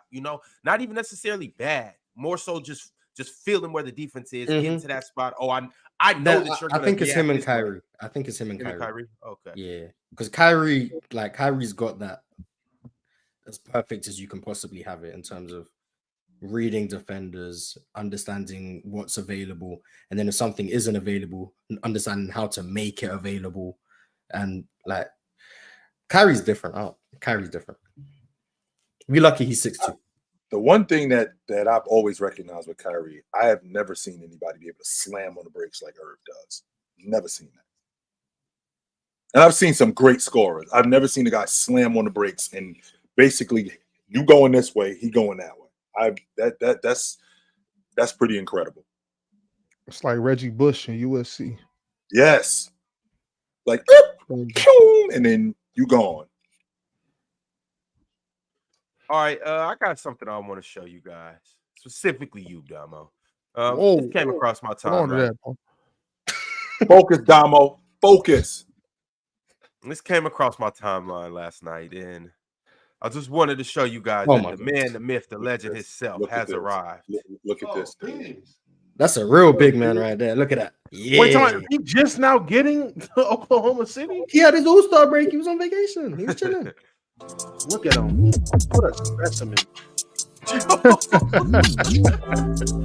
Yeah, Biz. They do need him too. They definitely need him. It's great work. I don't need no arm sleeve. Just got my auntie necklace on. I don't need no leg sleeve, no compression, nothing. Just let me get to the bucket. That's a big man right there. Let me get to the defense. Let me get to the boards. That's 12 rebounds right there. Right, waiting to happen. Wait till they run that Chet Biombo lineup. League's in trouble. All right, Mission Man 1718 said, so NBA players are content creators now. It's all about the bag and image. Not all of them, but there's a lot. I mean, my experience is I know people who, like, when I was playing football, they planned their celebrations for if they scored so that they could have their little Instagram caption. and we could lose 3-1. But if they scored and got their celebration, they were chilling. They got their celebration. They got their little Instagram caption. We lost the game 3-1. They're posting. You see 5 minutes after the game's over, they're on IG. They posted their thing, and then they won't even share the scoreline. They won't share that they lost 3-1. They just got their little goal, and then I'm like, okay, interesting. Like, so I think that's just what it is. I think social media has got people, because social media is fake. Like, social media is not real. Like, it's never the real of what people. It's not like, if you look at social media and you think that's just the truth, it's not. Like, if you think when people show that they're working out on social media, that means they're working harder than the people who don't do that. Like, no, that's not true. Wait, but Mars, a lot of times those people aren't working out on social media. They literally go put the camera up, do a couple reps, not even a couple sets. I'm talking about a couple reps, move on, couple reps, move on. Exactly. Reps, move on and bounce. Social media is not real. Don't take what you see on social media as the truth. Like, I'm sorry, it's not true. There's been times where I wanted to just, let me just get a quick video. Like, I'm not working out right now. You know what I'm saying? I'm about to go later or whatever. But just because I pulled the camera out and was like, let me record this, now I got to do the whole workout. Just because I'm like, I can't be one of them people. Yeah, you can't cheat. There's no point. I can't do that, but I can't go out like that. Like, no, I had no intention on working out right now. I'm going later, but now I got to work out twice, or this is just the workout now. I can't possibly record myself doing 3 reps or something. That's ridiculous. It really hurts my pride to do something like that. Alan L came through with the super chat and said, I want Iguodala. Y'all tripping. You're right. We did forget about Iggy. I mean, nah, I ain't mad at you. Cedric Adams said, where's Gary Payton ranked all time? Where you guys got him? Well, he's not top 20. He made the top 75, right? Yes, he did make the top 75. I don't think he's top 30. I don't know if I can name 40 players better than Gary Payton. I'm not sure if I can. I'm definitely not sure I can name 50 players better than Gary Payton. I don't think I can do that. I think I could. 50? Yeah. So that's so he's around. He's top 75. Yes, he's top 75. Yeah, but I think I could get. I think I could get to 50. Like, I'm not about to do it now and name 50. Right.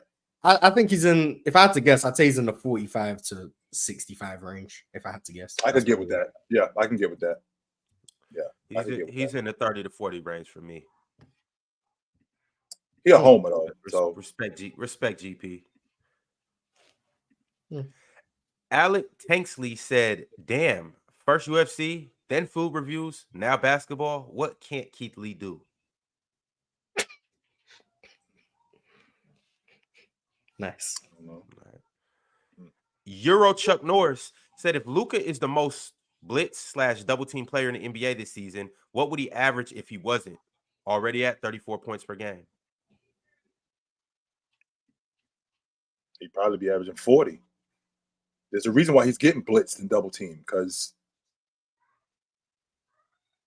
he's scoring as much as he's scoring. So if it was just basic, if it was just him against whomever and he wasn't getting blitzed, they weren't scheming to push him further and further away from the basket, and it was just him and whoever's in front of him, and he was making plays for other people, yeah, he could probably that 34 could easily be 38 to 40.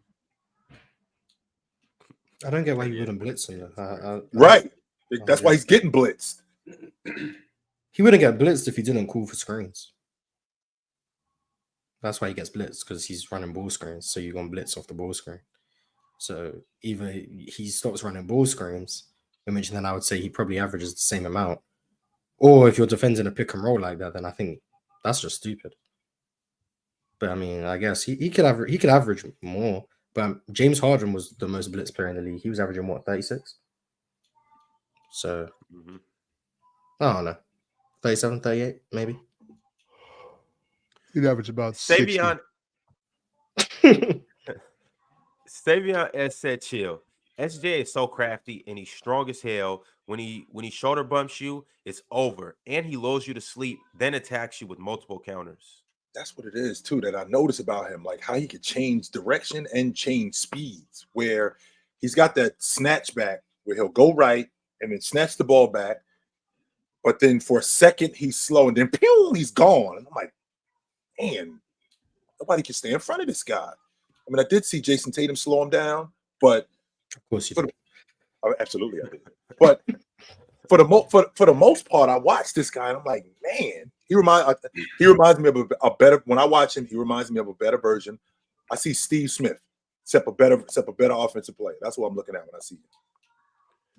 Hey, who do you guys think it's like? So you got SJ and you got Luka, right? Who do you guys think it just makes it look more effortless? I would have to say Luka just because the way he be looking like we talked about this before. Luka got one of the best y'all sucking this shit is easy faces I've ever seen. He getting punched in the face, Ox. If he had the ball, 100% he getting punched in the face. Him. He just looking. He just up. Like he's definitely getting beat up. He cooking it just like smiling like yes. These guys again like Luka's crazy with it. I got to go with Luka just based on that. Yeah, I think Luka makes it look easier. Like the amount of times I've seen Luka get to the rim and he's walking. Like he's literally like the speed in which he'll go to the rim, he'll bump someone, and he's in slow motion, and he'll just watch you jump, and then you'll just fly by, and then he'll just go layup. Like it looks so like easy for him. Wide open. And like you can see it's not easy what he's doing, but like sometimes the speed in which he plays at, it looks like he's not even like jogging to get to the rim. I'm like, okay, yeah, that's crazy. So I'd probably say if Luka makes it look easier. But Shea up there for sure. Yeah, I'm still just like I'm amazed with both of them. I didn't see either of them becoming this good. I never would have thought Shea was a 31 per game type of guy, a 30 point per game scorer back-to-back seasons. I never ever thought Luka was going to average 34 in this manner. Hey Ron, I got to bounce, fellas. All right. I will see you dudes tomorrow. Be easy. Mm-hmm. Keep up the good work. All right, fellas. All right, later. All right, shit. Hey, chat. The thing about it is, in life, you lose things and you gain things. You lose friends and you gain friends. You lose a good guy like Chilltown and you get a better guy like this dude right here. The hell you eating, Dub? Cereal. Hey, chat. The Lord giveth and he taketh. Jesus Christ! That's Captain Crunch. That's Lucky Charms. Oh, how you eat Lucky Charms? This is my favorite, this man. What you eat before you cook Mars on open gym? Marshmallows. Yeah, Mars been getting cooked as of this late, man. It's been bad for him. I've been hearing about it. Yeah, bro. Damn, Mars. You need to protect your neck, bro. Guard your grill. No, I'm getting cooked. Is what it is. When it comes to ethics, you just can't hold his ground, man.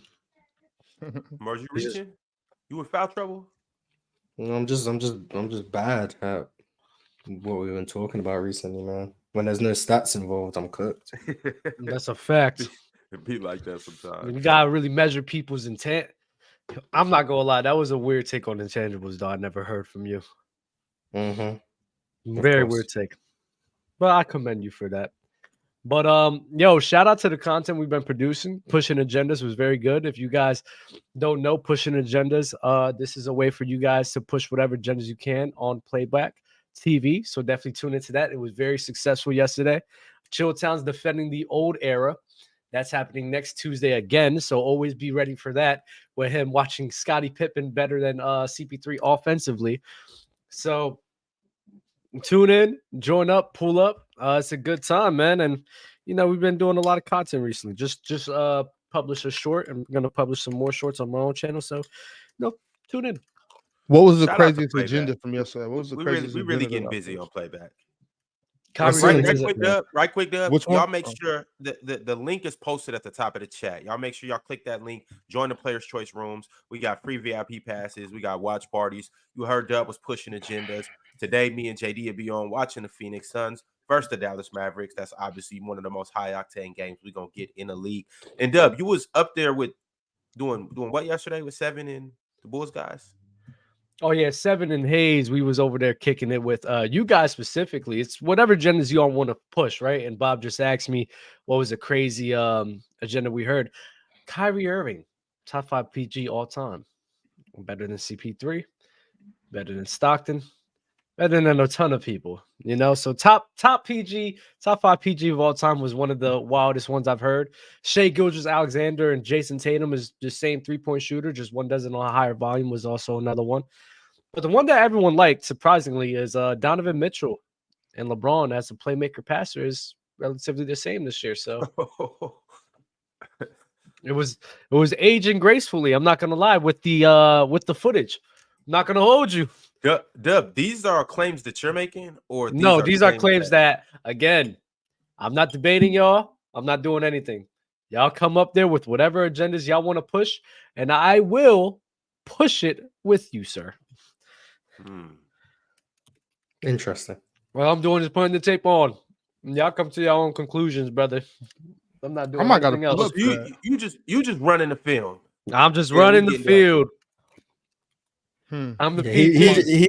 He's just the film director. That's all he is. I'm the PG, man. I'm letting everybody eat, man. Whoever's trying to eat, I'm just there for you, man. Y'all got to go eat. I might gotta jump on with a burner. You can push whatever agendas you want with Keegan Murray, man. I think we'll figure out that it's Ox, but I mean, sure. Yo, Keegan Murray need to hire you as his whatever. I ain't even bring Keegan into this. Hey, man, you put him in the top 50, man. I will say this: the more and more I watch the Bulls, the more and more I watch how the league was cheating from them guys. I'm not gonna hold you. It's despicable. My mama calling me, Ron. I gotta. Wow, bad. It's despicable what they were getting away with murder. They talk about all the time. Oh man, I wish Ticket was right here. Oh man, rough era, man. Physical defense, man. MJ's going through that. MJ has some tough shots, but guess what? They are blowing that whistle. Whistle on Hall of Fame with Michael Jordan, bro. Y'all gotta stop capping. That man got a foul when John Starks was doing a swipe through. And a little tug when he did a swipe, little tug, not even a big one. He just groped him real quick. They called a foul on him. And the worst part about it, MJ traveled. MJ literally traveled, and they still caught the foul on Starks. Yo, Hall of Fame whistle. The Bulls, Hall of Fame whistle. MJ Ron, you do know you can mute him, right? Nah, respect the MJ unethical buckets, man. MJ getting unethical buckets. He literally traveled before he even touched them. So it should have been to travel. And all of the conspiracies about people talking about how the league was cheating for MJ, I believe him. I'm not gonna lie, I believe him. I believe every single one. I mean, that's honestly not far-fetched, trying to push the brand Nike, all that, trying to push Michael Jordan. It's big money, you know what I'm saying? Big money. I believe him. I can't deny something like that. This crazy. Is the only one right here that I don't believe was scripted, or that I believe was scripted. The 1996 finals. And y'all, the best part about this, y'all don't even have to argue with me about this. Y'all want to claim y'all watch basketball. Y'all want to claim you do this. You want to claim you're not a casual. Cool. Let's watch the games together. It's so simple, I love this. Even then, sometimes, Dub, I've seen times people will get on and we're watching a game. Like I've watched games with a lot of people, and you realize a lot of people don't know what they're looking at. True, but when you can see how blatant it is with some things, it's like, bro, all you have to come to is on playback TV. It's not me, he say or she say between us in the chat. Just go watch it. We're here on Tuesday defending the old heads. We can see how bad a brand of basketball that is. I'm not gonna lie, it's pretty despicable. All right, y'all heard it here first. Next Tuesday, y'all know where to pull up to. I got another super chat from Make It or Take It Shad. He said, if we get a Kobe versus Bron finals in 2010, which side is the panel on? The Lakers are winning. It's not Kobe versus LeBron. It's the Lakers versus the Cavs, and the Lakers are a better team. I might say, yeah, that time I'm wrong for Kobe. What? I hated LeBron at that time. This is still too early for me. It's 2010. It's no way possible I can go for the Lakers. I don't got that in my heart. Oh yeah, 2010. I was still Laker over everything. Wasn't rooting for no, but what? LeBron. I was still about 4 that or 5 years away. That Cavs team is getting cooked. I don't know what's on. Yeah, that smoke. Not even gonna be a series. Smoke. Cavs versus who? They're gonna beat them bad. The Lakers. I don't think so. I'm not gonna lie. Nothing. I'm not believing in the Lakers, man. I'm tired of believing in the Lakers. You're not gonna believe in a team that won a championship. Okay, I don't. 2010. In 4 years.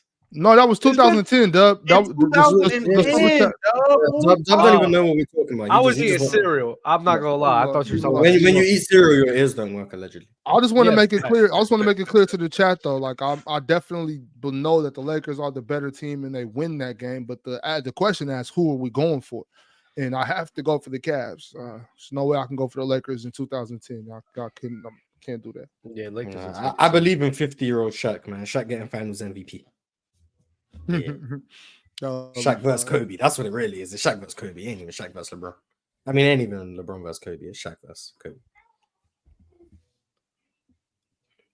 All right, fellas, we got some games tonight. Let me go ahead and pull these up.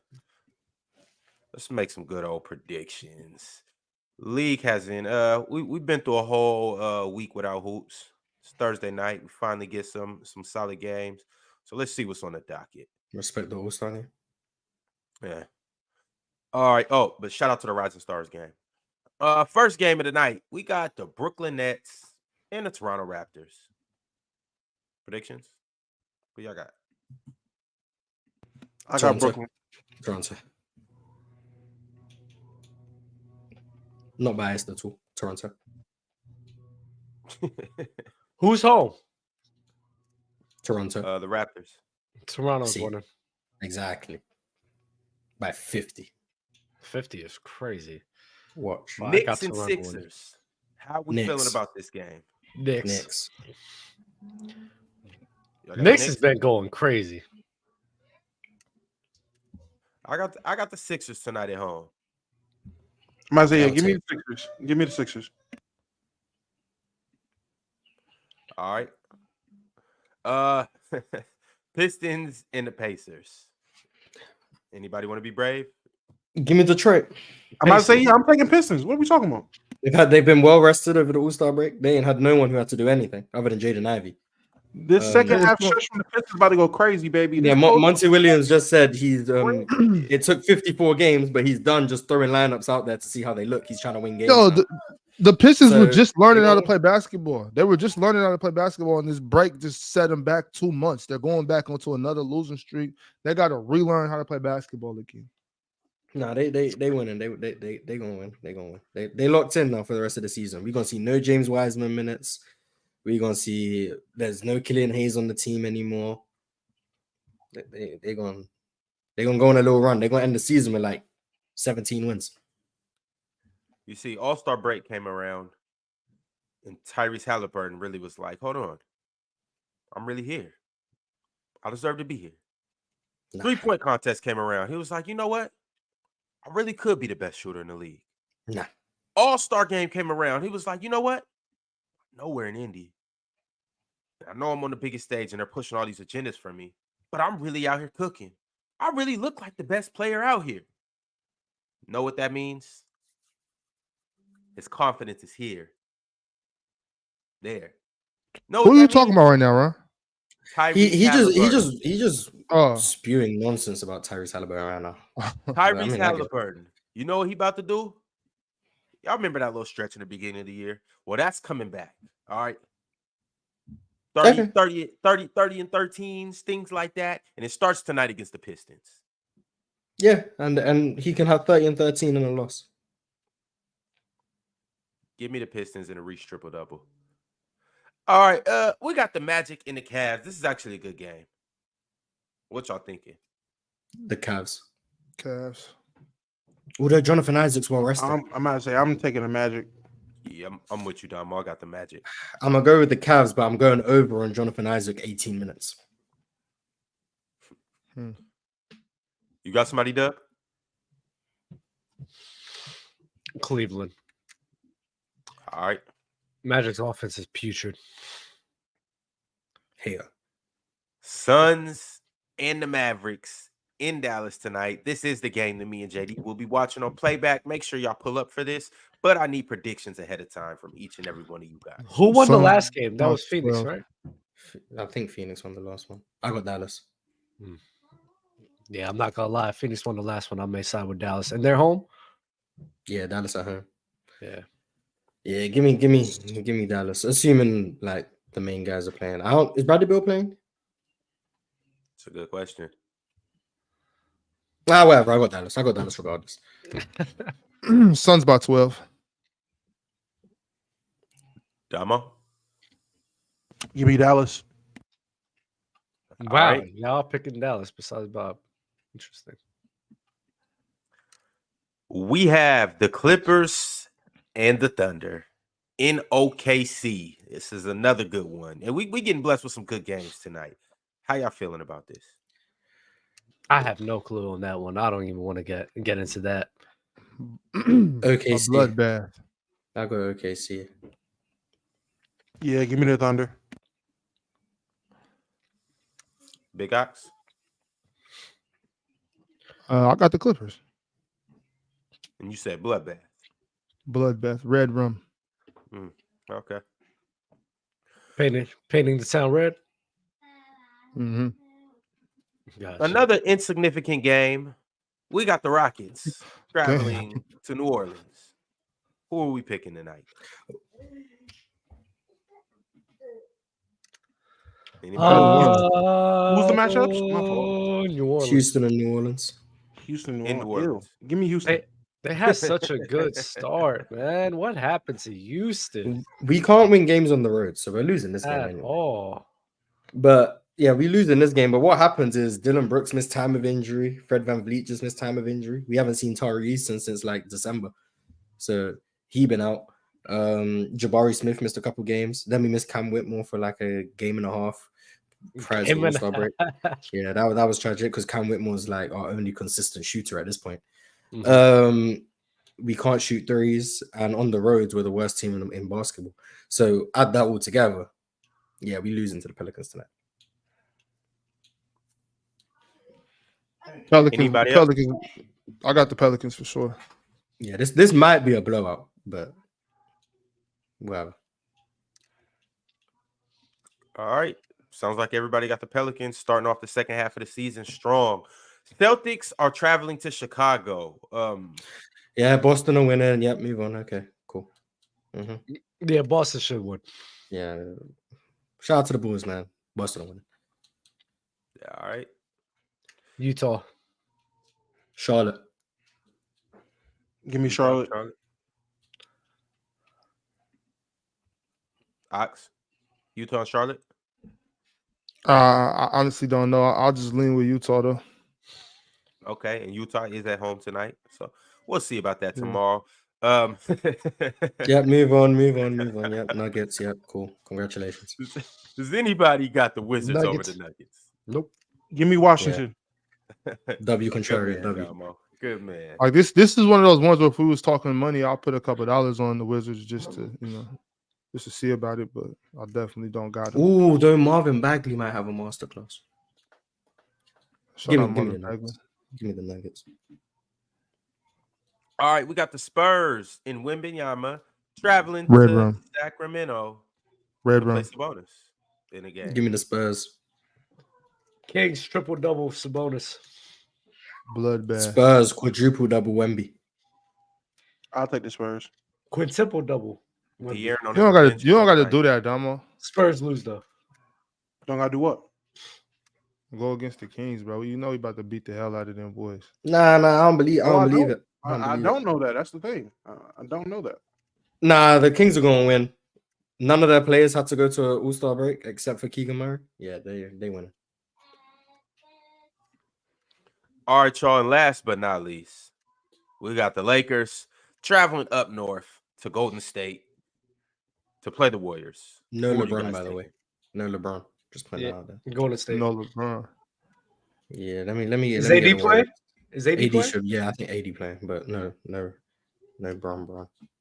Give Yeah, it I'm a- gonna go with the Warriors. But the AD gonna have like 40. AD Steph is going masterclass. crazy. Give me my Lakers, man. AD masterclass incoming. Hey, Well, it might be a boss. coaching masterclass from Darvin Hamlin.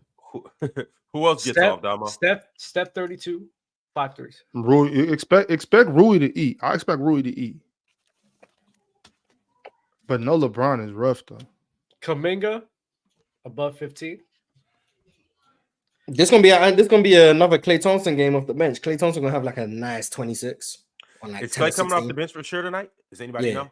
Yeah. Steve Kerr's already said it. Klay's a bench player now. Oh, what happens if the game is just forfeited? Could they both lose? What? Nah. I mean, Saying, if that's what you as a Kings fan want, yeah, sure, why not? But Klay Thompson 26 tonight, an efficient 26. I'm just letting you guys know. All right, y'all. Appreciate everybody for tuning in. Make sure you like the video on the way out, and make sure right after this you go over to Open Gym and like that video on the way in. Shout out to all of our new members. Shout out to all of our new subscribers. We will be back tomorrow with the same crew, more or less. Good topics, good time. We'll catch y'all then. Merry Christmas. Feliz Navidad. Feliz Feliz Navidad. Navidad.